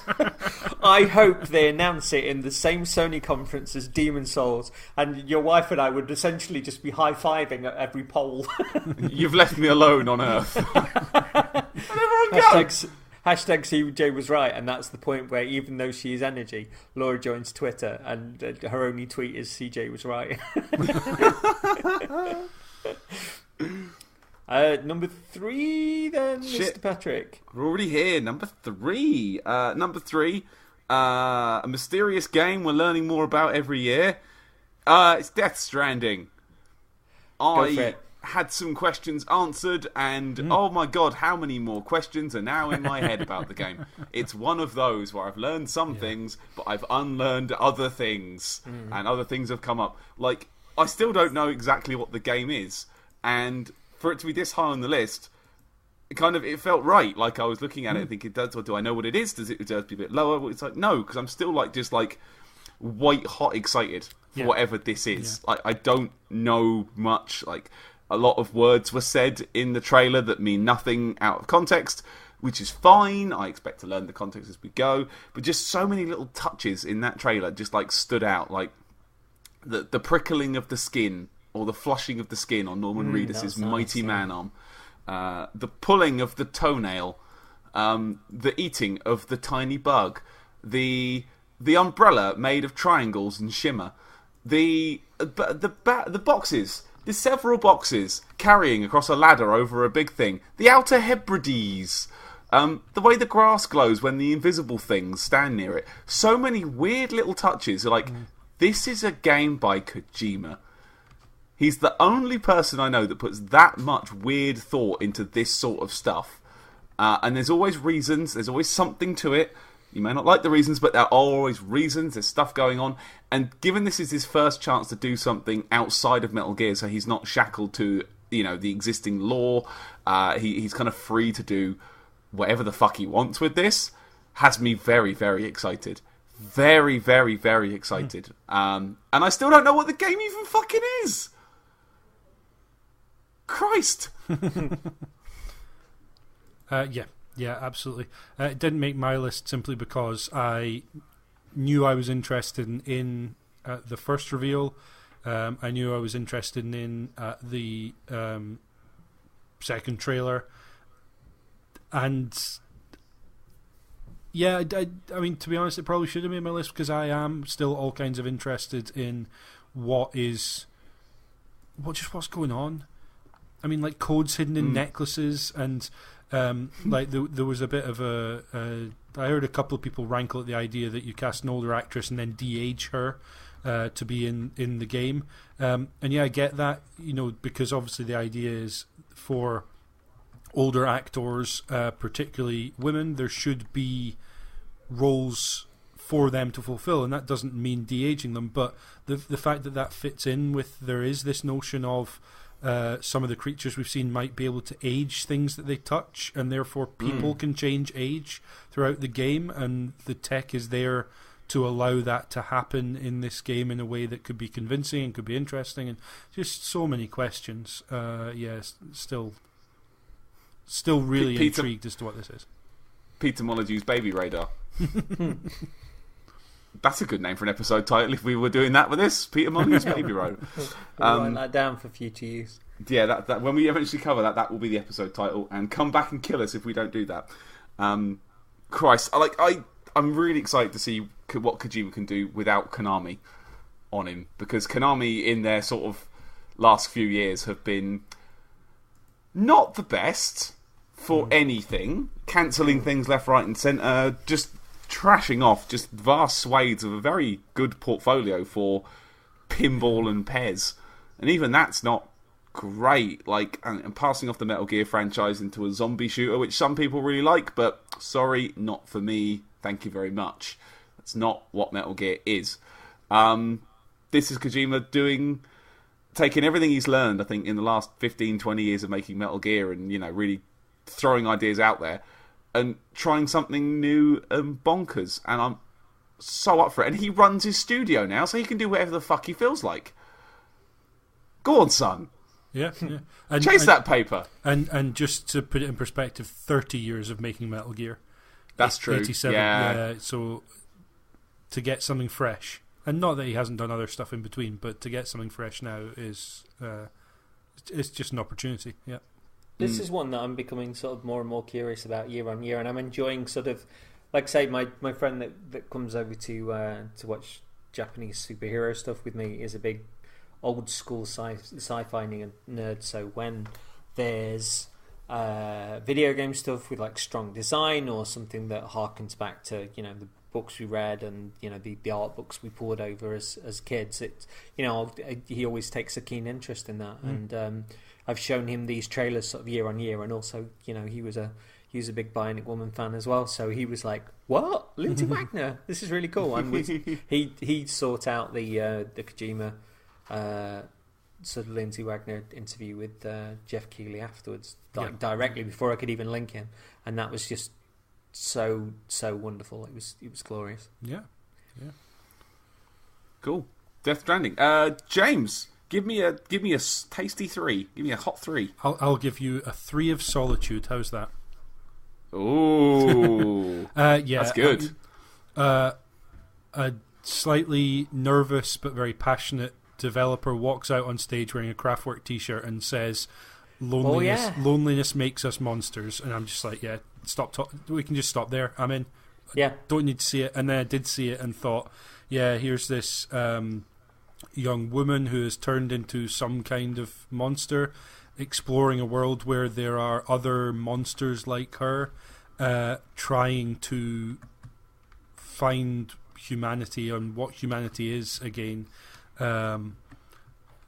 Yeah, I mean, I'm an absolute sucker for your Papo-Yos, for your journeys, for anything that can hit my emotional core, and this I just want to see what this is and the aesthetics of it and everything that the developer on stage said. Just looked absolutely my sort of thing. I can't remember the developer's name, but the studio's name is Yome or Jome Games in yes. Germany. But yeah, Sea of Solitude, absolutely all kinds of in on that one, and number 3 on my list seems absolutely fair and right place for it to be. I have absolutely nothing to add because that's pretty much dead on exactly how I thought about that game. Again, it was maybe 8.1 on my list.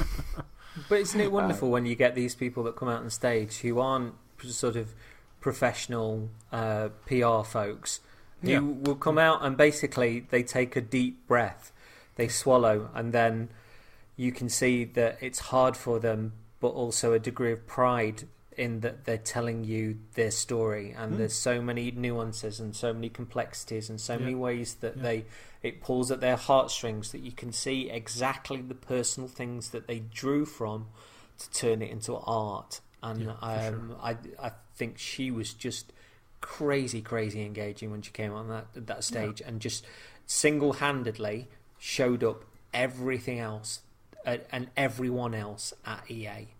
I just thought she was glorious. I'm really looking forward to this. Yeah. 3J. 3J. I need to stop. Ooh. I need to really stop. Someone. Capital Wasteland. 3J. Bow wow. In a move that may surprise people, my number 3 is Nier Automata become as God's edition. I love you. What? Oh, get another fucked. High five, sir. Another high five because you have absolutely done Paddy there. You are banned from the podcast. What is wrong with you? You pretentious fool. This was so close to going on my list. I'm now seeing why James and I get on and have similar views on video games. I've heard lots about it. I've even owned it since last year on PS4, but didn't play it. I've heard all the plaudits, and maybe there's a degree when folks are raving about something as to whether I can kind of find my own voice amongst that. As such, I was told I should start with the original. I got distracted, and this has been sort of nibbling away at me all that time as people have spoken about it, but I've pushed it to the side because the time's not seemed right. I have this Xbox One version preloaded, #support it, ready for Tuesday, and I'm very, very, very excited. I watched the Digital Foundry preview vid the other day, and that got me even more excited. I'm ready for it on the Elite Gamepad. I'm ready to then go back and play the original and then play this again, probably. I'm just super, super excited to start in on this. It now seems like the super moment, and I want to I want to support it because it's a game that's coming to my preferred machine of choice, on the pad that I prefer to play games with, and I hope that will mean more sort of quirky Japanese stuff will turn up on there, and maybe they'll stick the original on backwards compatibility as a result. So I mean, I'm with this coming over, and also Ninja Theory coming to Xbox as well as an exclusive studio. I'm hoping that Enslaved might turn up on backwards compatibility as well, or get like a little bit one of those sort of 4 times tickles, but 9 times tickles. But yeah, I'm super, super up for this. Like, really super crazy excited up for this. So, I fucking hate you. You are a bellend. I'm a blend of natural things. CJ, look!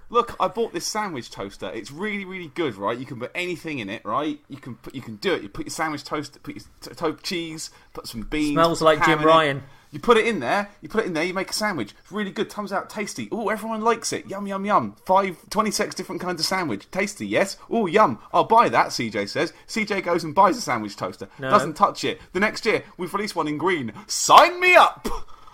No, because I don't... I hate you. I don't do carbs, so it would be I'd throw away your bread, the bread that you presumed I'd like, and I'll just have my... Slice of cheese, please. Yeah, I'll just have. I'll be a man that loves to please, is living his life for the meats and cheese. Oh my goodness! No. Why is this number 3 on your list? Because I'm dead excited for it. And but they said it was coming out on the Xbox ages ago. No, there was a rumor. There was a rumor of a leak just before E3, and then it was confirmed on the show. And I loved the footage. I did. I love the footage too because I played the game. Yeah. Last year.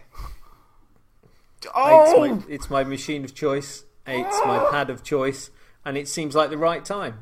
Clearly, I'm not your pad of choice anymore. No, this is. So that's my number 3. An excellent choice, sir. An excellent vintage. You can get in the bin with it. Get him in his special Demon Souls room with him. It's not really a room, it's a bin. Old pad, what's your number 2? Last year's pad? I give up. No. Give you a number 2. Shit all over you. Let's get this show back on the fucking ropes. My number 2 is Spider... No, it's not. It's Cyberpunk 2077. Okay, go for it. You saw the trailer, right? I did. Yes. I saw it at my conference of choice. There's the reason. That trailer. Goodness me, what a trailer that was.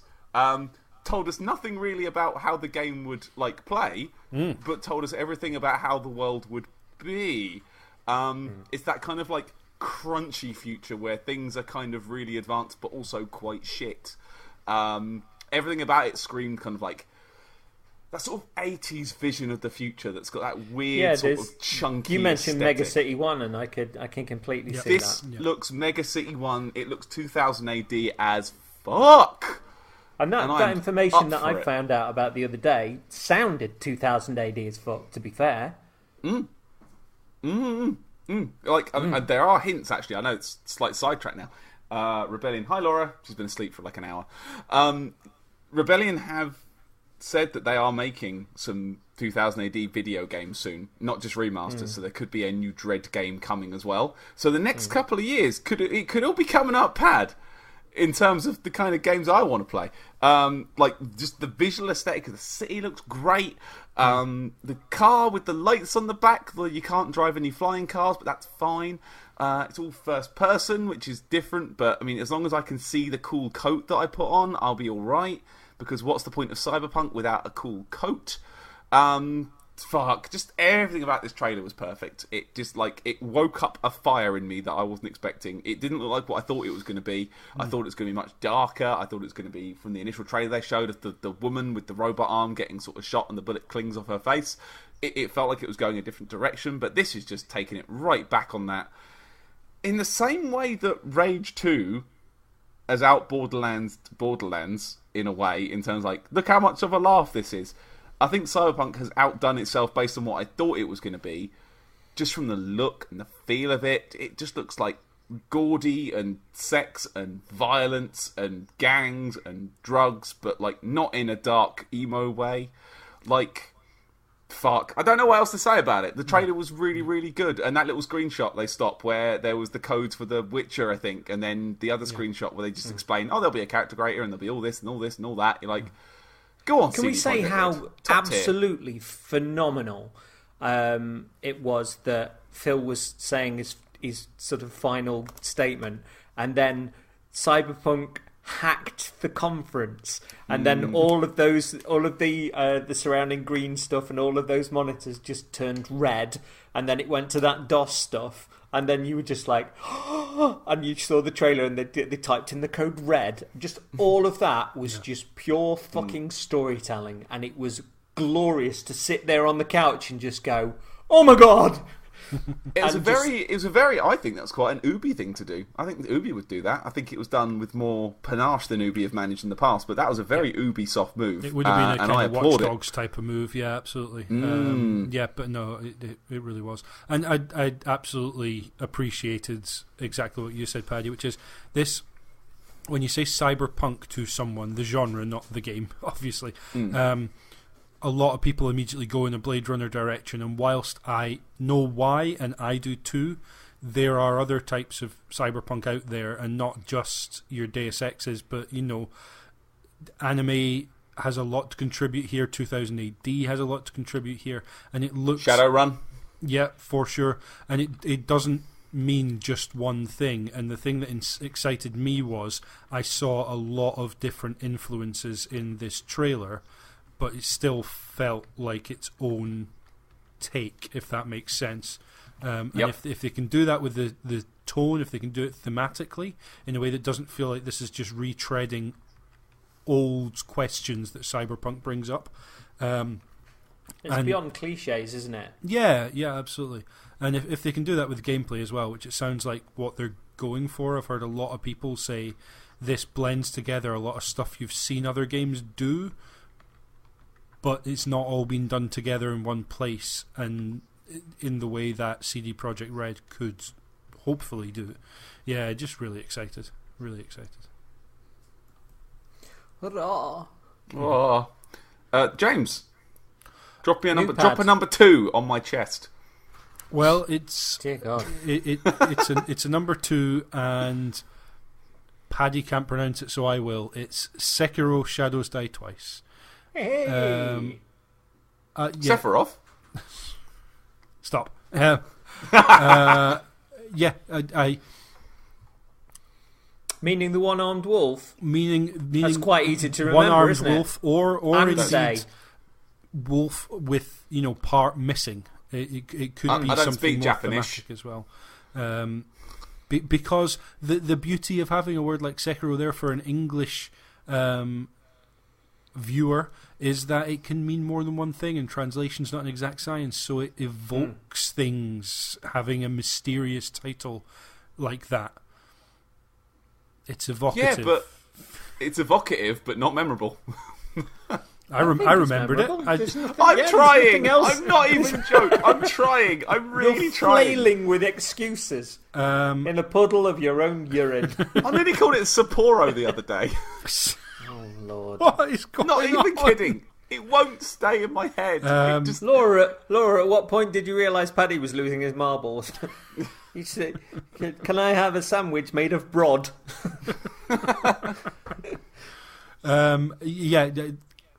We knew what turned out to not even really be the title. It turned out to be the subtitle. and we actually now know what we had a glimpse of back at that was Game Awards, wasn't it? That was first kind of show. Yes. So we knew next to nothing, and there was rumors flying around beforehand, but to see what it actually is and to get such a familiar feeling in a kind of Soulsy kind of way, but to appreciate that this is From Software with freedom, it seems, to make the game they want to make. This could have been a Tenchu game. They decided it didn't fit and it was better not being. I'm glad they had the ability to do that, because that's not something I expected necessarily from seeing them work with Bandai Namco and from seeing the Activision logo come up. But they appear to have a very distinct idea of what they want to do with this game. And it seems like there's enough familiar in there that it feels like they've cherry-picked how they want this game to play and how they want it to be similar to their previous works, including the Tenchu game that they made, but how they want it to be distinct and feel very distinct. And like my number one, it's a lot of the stuff that has been talked about afterwards, like Famitsu interview and what people have said they've found out during and after E3 that's really excited me about this. Not just the trailer showing. It just seems really exciting in a way that this. I mean, the first thing I wrote down when the trailer started playing was Neo Souls, and it doesn't now. To me, that feels like a complete misjudgment of what this game is likely to be, and that's really exciting. It sounds like a shit YouTube title as well. yeah.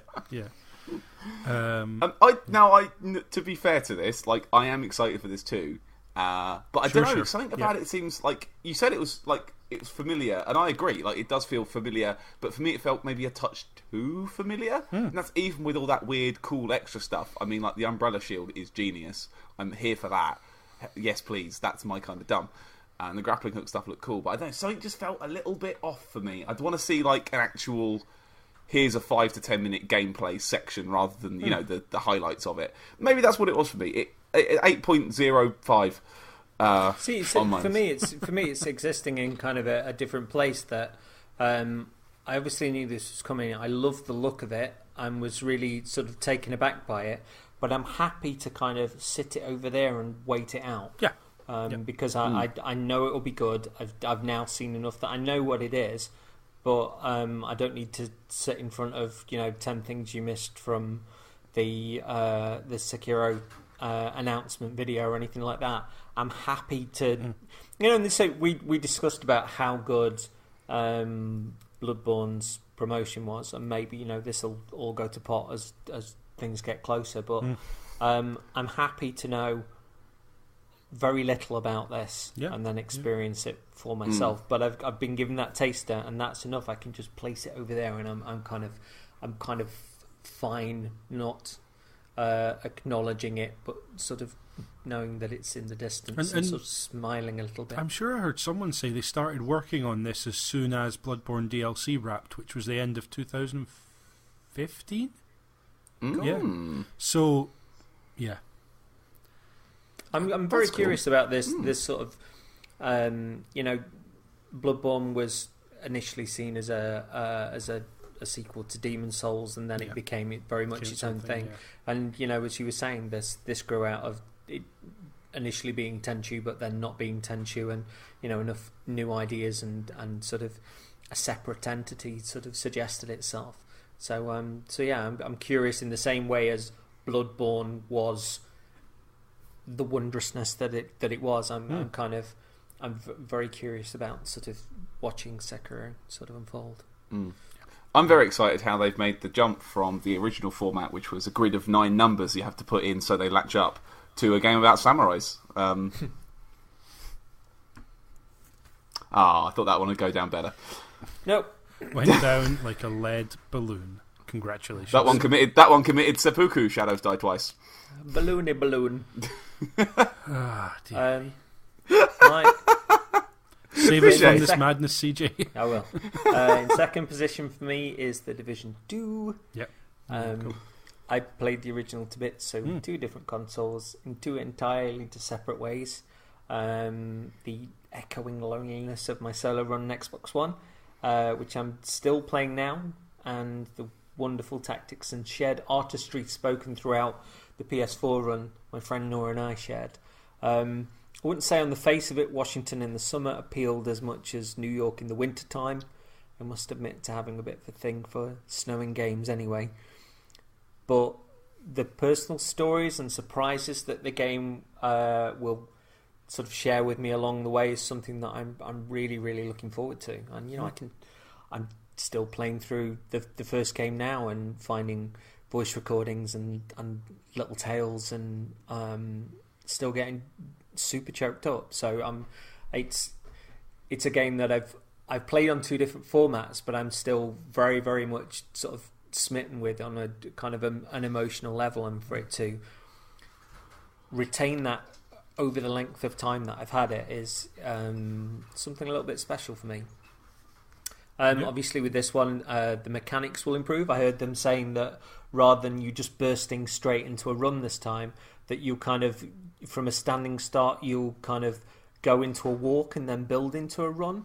So you'll sort of jog and then build into a run. They want more of a physicality within the movement, which sounds really good.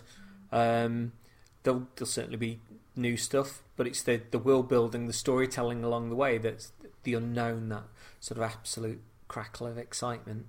Of all the games on the show, this one sort of won my heart because it ties into the previous one, I guess, and that's the direct connection. So yes. Excellent. Yeah, I mean, it was 7 on my list, and I'm sure had I the kind of attachment to its predecessor that you do, I'm sure it would be higher on my list too. We'll have to play it. Yeah, absolutely. Cool. That was number 2. Dun dun dun dun dun dun dun dun. We're on top already. That's quite quick. Yeah. It's alright, isn't it? You, Uncle Petrunkle? Me? Okay. Yeah. Right, my number 1. Can anyone guess? Anyone guess? I can't guess. I know what it is, but go on. Do you? I think so. It's No. Closing the show for a third time. No, I am very loyal to the things I like. If you cut me, I bleed the colour of the things that I like. I am a corporate shill of the highest order. So my number 1 is Assassin's Creed Odyssey. Worked on by our friends Ellie and Steve. No shit. Bias. I am the not bias kidding alarm you. is going off. I am... Tag this with any bias alarm you want, any shilling. They are not paying me with any form of Canadian dollars. Oh, the bias alarm. Oh, it's vibrating in my pocket. They're paying you in that poutine, that chips and gravy. Oh my god, I would accept payment in poutine. That shit's amazing. Oh my see god, what you did poutine there. is the best. Poutine, that shit. Yeah. Oh my god. Assassin's Okay. Creed Odyssey. Surprising myself. Surprising myself Wow. as well. I was astonished to see this. Well, I wrote it down. The second we said, right, top 8, this was the first one I wrote. And if that's not an endorsement for what should be the top of the list, I don't know what is. Plus, alphabetically, it's quite pleasing. I think my top 5 are I was going to alphabetical, say, I'm which is going to need nice. to look at your list and make sure it's not alphabetical 1 to 8. Devil May Cry ruins it at number 6. No, Devil May Cry ruins it. So we obviously had that hint earlier that it was going to be Greek, and there was that very short trailer of them doing the Sparta kicky thing, which is fine. You know, we all enjoy that. But traditionally, you know, as we've talked about before quite a lot, I'm generally quite down on Assassin's Creed these days. I can't really be arsed with it anymore. I've kind of topped out at Black Flag. I never really saw any reason to...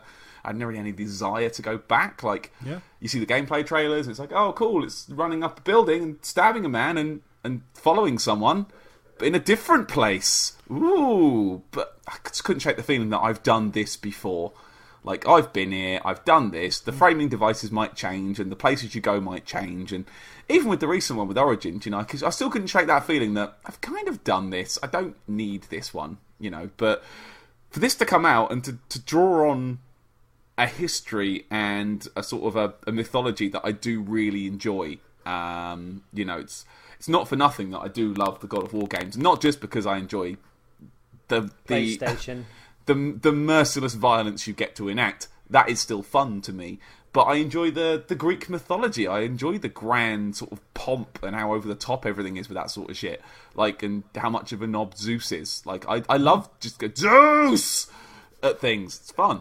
And then Assassin to tap into a more, I don't know, serious, grounded, I guess, take on that. It seems like there is going to be some mythology stuff put in. There was that great shot of a Minotaur at the end that everyone's really upset about, but they can all go and swivel. Fuck, like the player's a boy or a girl thing is fantastic. Ubisoft have worked out how to do women animations now, which is really nice to see. Reversible cover. Did you see that? I think that's pretty neat. I saw a great tweet about that. The big game companies, we're going to do a reversible cover with the boy and the girl, but we're going to put the boy on the main side, on the front of the box, but put the girl on the inside, on the less shiny side, for people that want to flip it over if they want to.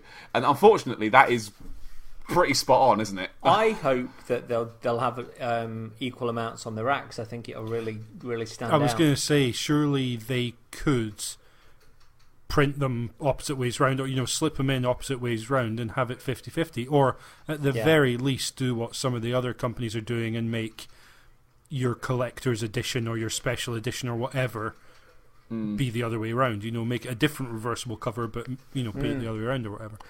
I like the arty inside ones, like you get on. I think Nier had a really good one. I know Doom's got one as well. Like that kind of, it's not the promotional art, it's just a cool, fun bit of like concept art that we've turned into. Yeah, it. That's better for me. I've ended up in some games turning them around when that's the case, because I know what the game is, and I just prefer a kind of landscape shot or whatever it might be, like a equivalent of a poster, rather than the actual game art. Yeah, sure. And the thing is, for me, when I used to get a few games for review when I was doing reviews for my friend on MK Gaming, a site which is now dead, but I used to have quite fun with that. So I used to get a lot of games in boxes that were empty and had nothing in, or like dual cases. So I bought a shitload of cases from the local Blockbuster when that was closing for like that £3. I think I got about 20 Blu-ray boxes. I was like, that'll do, and sort of made up some of my own covers. And because I didn't have to put all that marketing shit on the back, I could just find a nice picture, line it all up, and generally I would find something a bit more arty, a bit more odd, a bit more like that spoke to me, as opposed to your standard kind of promotional shot of like Doom, good example of the gun. Doom Marine man with gun, whereas the other side was just that ridiculous reimagining of the classic Doom shot. That was really cool. With the I hope they do that. I hope the inside isn't just the front cover just like completely reversed. I'd prefer something with a bit more class than that, I guess, and I'd hope that they would. And if they don't, you can always print something out yourself, can't you? I'm all in for this. Gameplay-wise, looks really fun. The combat looks fluid and different, but familiar in a way. I like, in a way, they're getting away from the assassin stuff, because obviously the last game was about the formation of the assassins. Chronologically, this is quite a bit before that. So maybe it's about the Templars. Maybe it's something a bit more adjacent to the starting of something that never got going. Or I don't know. I don't know what it's going to be. But it's got a boat in it. I like the boat stuff. I love the mythology. I love the world. It looks stunning. Like greens and blues and whites and sunny sort of Greek villages. Oh, yeah. I like the bounty hunter that turned up. Murgon the Invincible or something like that. If you can give me 30 of those guys, all with their own personalities, you've got me. You've got me. My favourite thing about... everyone's favourite thing about the Mordor games, the first one particularly, is just how much personality those kind of guys infuse. And one of them turns up, you're like, oh shit, it's Grog. I still have flashbacks to Scoth Eagle-Eye from Shadow of Mordor, a piss wank of an orc with a crossbow that was poisoned, that would turn up in the middle of a fight with someone else, shoot me from miles away, and then piss off again. When I finally killed him, I whooped. I took about 10 screenshots, and I gave him the finger. That guy chased me through half that damn game. I would say I had probably 10 encounters with him, and he kept getting away from me because the prick kept poisoning me. I developed such a relationship with Scoth Eagle-Eye, and he's the one that burned in my head. Like, and I was like, yeah, this is a good game. If they can do something like that, if this can be the first game to really nick that system in some form, give me that. Put that in an Assassin's Creed game and you've got me. But yeah, I'm all over this. In response to a question, I think, again, friend Ellie, shill. Bias. Put on Twitter, like, are you going to play as Cassandra or Alexios? Everyone's choosing the girl, so I think I'm going to be a contrary boy and pick the boy band. Apparently he's a bit more of a smart mouth, a bit more of a shithead. And I do Nothing like you then. Nothing like me then. My mouth is not smart. But I like question unanswered. The shittiness of my head goes untold. There's quite a lot of shit in this head. I'm not gonna lie. But I like a shithead character. I find them more fun than that kind of, cookie cutter. I am the good person who does the good thing. That's why I liked Assassin's Creed 2, because Ezio was a bit of a prick. Assassin's Creed 4, Black Flag, Edward Kenway, who was a pirate and a complete arsehole. Like, those were my favourite stories because the main character wasn't this cut and dry good person. They were slightly more grey than that. And that, for me, that's way more interesting. Way more interesting. So yeah, my number one's Assassin's Creed Odyssey. And I did not expect it. Assassin's Creed's back, baby! You! Go back and listen to that E3 preview show. I know! I'm as surprised as you are. You're the contrarian! Oh, it's me. God. Oh God, it's happened. Oh, it's you. All this time, carefully cultivating your identity as the contrarian. My favourite game of E3 was the Kingdom Hearts Collection Edition that will be coming out soon on the PlayStation 4. I've got the PS2 editions, but I'd rather play them in HD.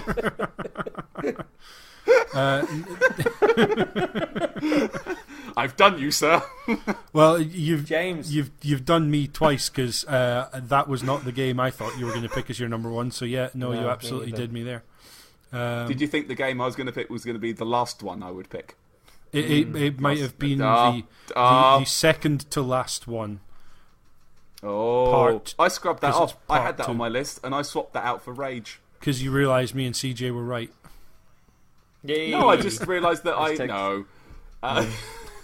realised I liked it, but I thought other things deserved the nod. Yeah, no, that's absolutely fair. The Last of Us was 8.005. Sure. Yeah, makes James, sense. what have you got number one? We've already talked about it, and I don't know that I have masses to add. But again, like with Sekiro number 2 spot, it's about what I found out about after this game, and so many people were talking about it and what they'd seen in the 50-minute closed doors demo, and every single thing I heard about it afterwards from that demo just stoked my excitement even more. It's Cyberpunk 2077. My reaction when that popped up on stage was just immediate excitement, and at that point I didn't know anything about it other than the title and the kind of shot of the woman with the spider legs coming out of her arms, kneeling down the road. So the trailer set the scene for what the game world would be, and we've talked about that. But the fact it's in first person, and initially my immediate thought was much like Paddy. Oh, hang on, for CD Projekt Red, that wasn't what I expected, and is that going to be the right choice? But hearing them talk about it afterwards and saying that it's a first person shooter, and that leads to a different feel from the game and puts you in a world and exploring a space in a different way to you would when you're in third person, makes a whole lot of sense. What I mentioned about them pulling lots of different stuff from different games and blending it together in a way that hasn't been done before and astounded people to the degree that it did. And these aren't people who, are wet behind the ears or first time at E3, first time seeing something exclusive and privately. These are people who it takes in my estimation, something special to Astound, and they were astounded. From all different manner of outlets, from people who sometimes I agree with, or sometimes their opinions match mine, and other people whose opinions very rarely match mine. The excitement across the board was palpable, even at a distance over ye olde internet, listening to people talk about it. And amongst all of it, I expected Deus Ex comparisons. I expected comparisons to various films and various anime or manga or all sorts of other stuff. The comparison that blindsided me and just ignited a different level of my brain in terms of excitement was the Syndicate remake that came out in 2012, I want to say. Oh, shit. Starbreeze one, yeah. Yeah, which didn't do particularly well as a success. There's no way that's getting a sequel. EA have put that Syndicate license back in the cupboard next to all the other ones they've got and sit on. I didn't know what to expect from that game because I'd played ye olde Syndicate when it was a squad management tactical game, this kind of oddity from 20 years prior to the remake coming out. And that remake, turning it into a first-person shooter, I, like many people, said, what, really? In kind of the same way that my response to Cyberpunk 2077 being first-person was. And then it all started to make sense. And when they mentioned the notion that you can, on the fly, hack someone's gun or hack someone's brain, essentially, and that when you put software into your own brain, there's a risk there that if it's corrupted or if it's a malicious piece of software, that's a choice you have to make. And that those are like the ability to hack another person's brain and to hack their weapons and to change the field of play, not just in what you're physically doing in the world, but what you're able to do. It's not just an ability that comes from nowhere. There's a very specific place that comes from and very specific things it suggests and possibilities it opens up. That just excited me no end because I've not really seen that kind of play done in that way outside of Syndicate before. In terms of, in Mass Effect, you've got abilities that allow you to overload a weapon if you're an engineer. But the way it was done in Syndicate felt more insidious. It felt wrong to be doing it, if you see what I mean. And just leads so well into the sort of questions it sounds like Cyberpunk is going to start asking and start challenging the player to ask as well. I couldn't be more excited for that game. And as I say, the world I got excited for from the trailer, but the game I got excited for by what was said afterwards. Well played, sir. Well played. Go on, son. One last number one. The final number one. Spider-Man. The last... No.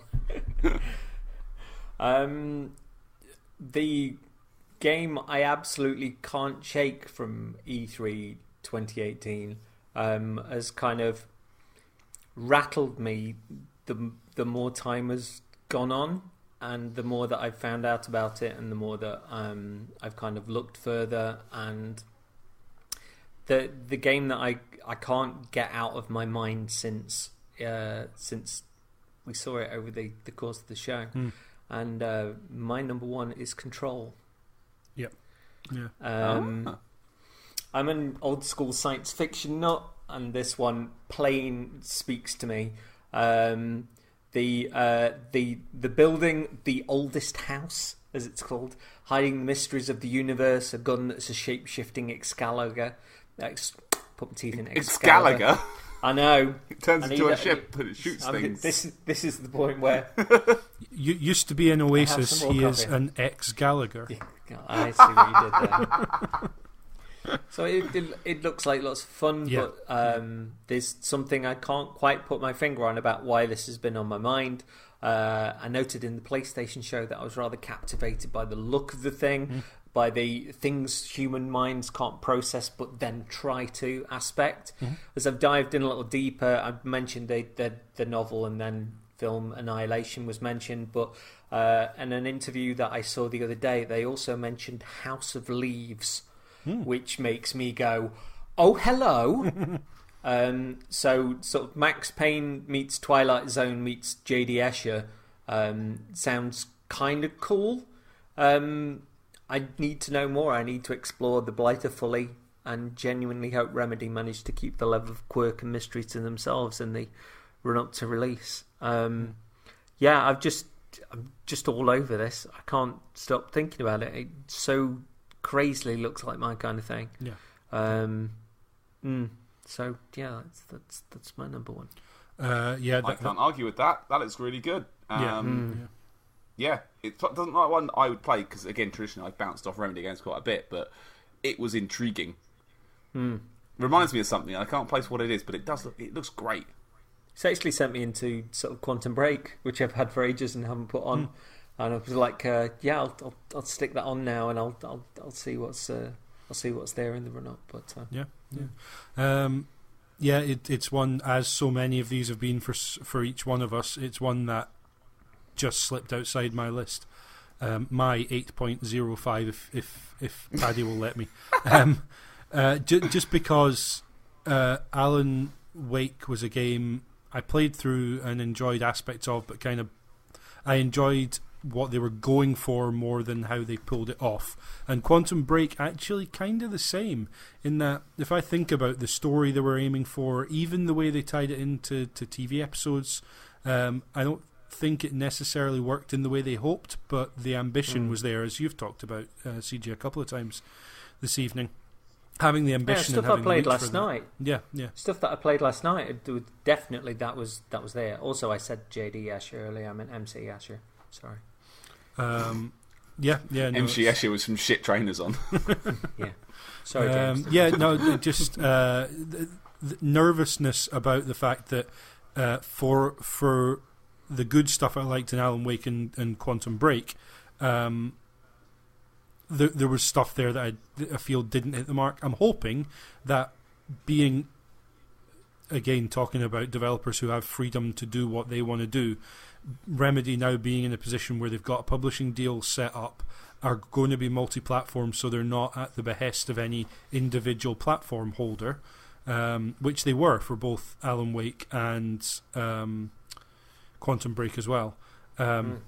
That opens up a lot of possibility that I really hope they nail, because, like you've said, CJ, a lot of the stuff that we heard afterwards, because it was a very short trailer in the PlayStation event, what we've heard afterwards just sounds ripe with possibility in a really exciting way. So yeah. I've not been quite able to sort of shake the stuff that I saw the other day, where sort of the lead character went into the room and there was.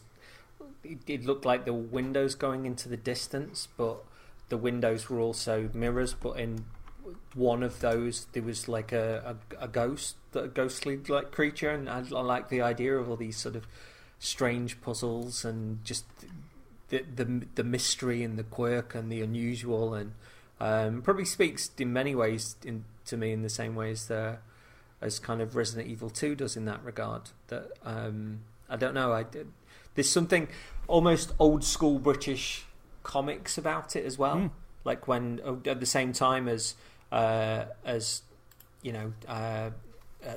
AD was out, you got your Star Lords and you got your comics that were about horror stuff, and it just feels very grounded but very kind of, I don't know, unusual. And I that's what I can't quite process, and that's why it keeps staying in my mind, because I keep trying to figure it out, which I think is the point of the building as well. So it's got its hooks in me in that way. Cool. Do you want to give a summary of your 8 to 1 then, in order? Who's that aimed at? Whoever feels like being the most flourishing biscuit first. I'm going to choose James. I do like to flourish my biscuits. I'm a flourishing biscuit. It's not fair. Only where it's legal to do so, of course. Sorry. All right, Mum. God. That took a weird turn very quickly, didn't it? Yeah. My E3 2018 8 team is number 8, The Awesome Adventures of Captain Spirit. Number 7, The Division 2. Number 6, Forza Horizon 4. Number 5, Tunic. 4 is Ori and the Will of the Wisp. 3 is Sea of Solitude. 2 is Sekiro Shadows Die Twice. And 1 is Cyberpunk 2077. Paddy, you're 8 to 1. Strong list. Okay, my number 8 is Forza Horizon 4. Number 7, The Sinking City. Number 6, Devil May Cry 5. Number 5, Rage 2. My number 4 is The Ghost of Tsushima. Number 3, Death Stranding. Number 2, Cyberpunk 2077. And my number 1 is Assassin's Creed Odyssey. CJ. My 8 to 1. So number 8 is Sable. Number 7, The Awesome Adventures of Captain Spirit. Number 6, Tunic. Number 5, Demon Ex Machina. Number 4, Resident Evil 2. Number 3, Nier Automata Become as Gods Edition. Number 2... I didn't interrupt yours. So number 8... my number 2, The Division 2. And number 1, Control. We've all ended up with... some shared and unique games on there. Quite a nice mix. I think that's a really good snapshot of E3. Well played, gentlemen. Yeah. And I think with all of us, there were ones that you both brought up that I was very close to putting on my own list as well. So there was more crossover than we think. Yeah, I think it's been a really good E3, and I think that looking at those lists having their certain crossovers, but also their individual flourishes, I think that speaks as to just the breadth of quality that was there, and I think it's my favourite that I've ever seen. I just think it was so much fun across the board, and like I say, chatting with you fellas and diving in and finding out a little bit more in the meantime and discussing those. It's the sort of ripples have gone outwards beyond the shows, and it's just, I don't know, it makes me sort of super excited for future video games to come. Yeah, breadth in numbers, but also breadth in types of games as well. You know, this I don't think ever felt in danger of being a one note or E3 or one dominated only by AAA or only by shooters or whatever. I think there's loads there, which is really cool. See, for me, this year wasn't so much a bomb drop of a year as some of them can be, where you're just 3 in the morning, wide awake, going, "Ah!" and you look at Twitter, and Twitter's going, "Ah!" in a constant wall going up your thread. But it's been a really, really solid year, with a couple of notable exceptions. I think every show that was on had something cool in it, had some cool stuff, had some interesting stuff, and I think the breadth of our selections for our top 8 have shown that there was good stuff on every show, apart from Square. It was just an all-round decent year, I think. I think it's always nice that whichever platform you've got. I mean, we'd take for granted that if we cross over, onto a few of them. But if you're an Xbox fan, if you're a PlayStation fan, if you're a Nintendo fan, they showed a trail of games that are leading into the future, which probably more than you could ever want to buy, with loads and loads of different choice. And you're gonna be able to. You've got loads to keep you going, and I think that's really cool. Really worth noting, no hardware this year as well. First year in a while where there's been no significant show given to any hardware. It's just been all about the games this year, which has been quite refreshing, actually. Yeah, for sure. So thank you to everyone that's joined us on this journey. It's been a genuine pleasure, and thank you again to James. It wouldn't be the same without oh goodness, no! It's an absolute pleasure. Very much appreciate it. A delight when you contact me and say, "Hey, fancy hanging out again this year?" Yes, absolutely, sirs, I do. It's been wonderful. Thank you for having me on. Cool. Wouldn't be same without you, lad. Wouldn't be same without you. Absolutely, yeah. Thank you, one and all, and we'll close out the show. Goodbye, all. Good night, everyone. Bye bye.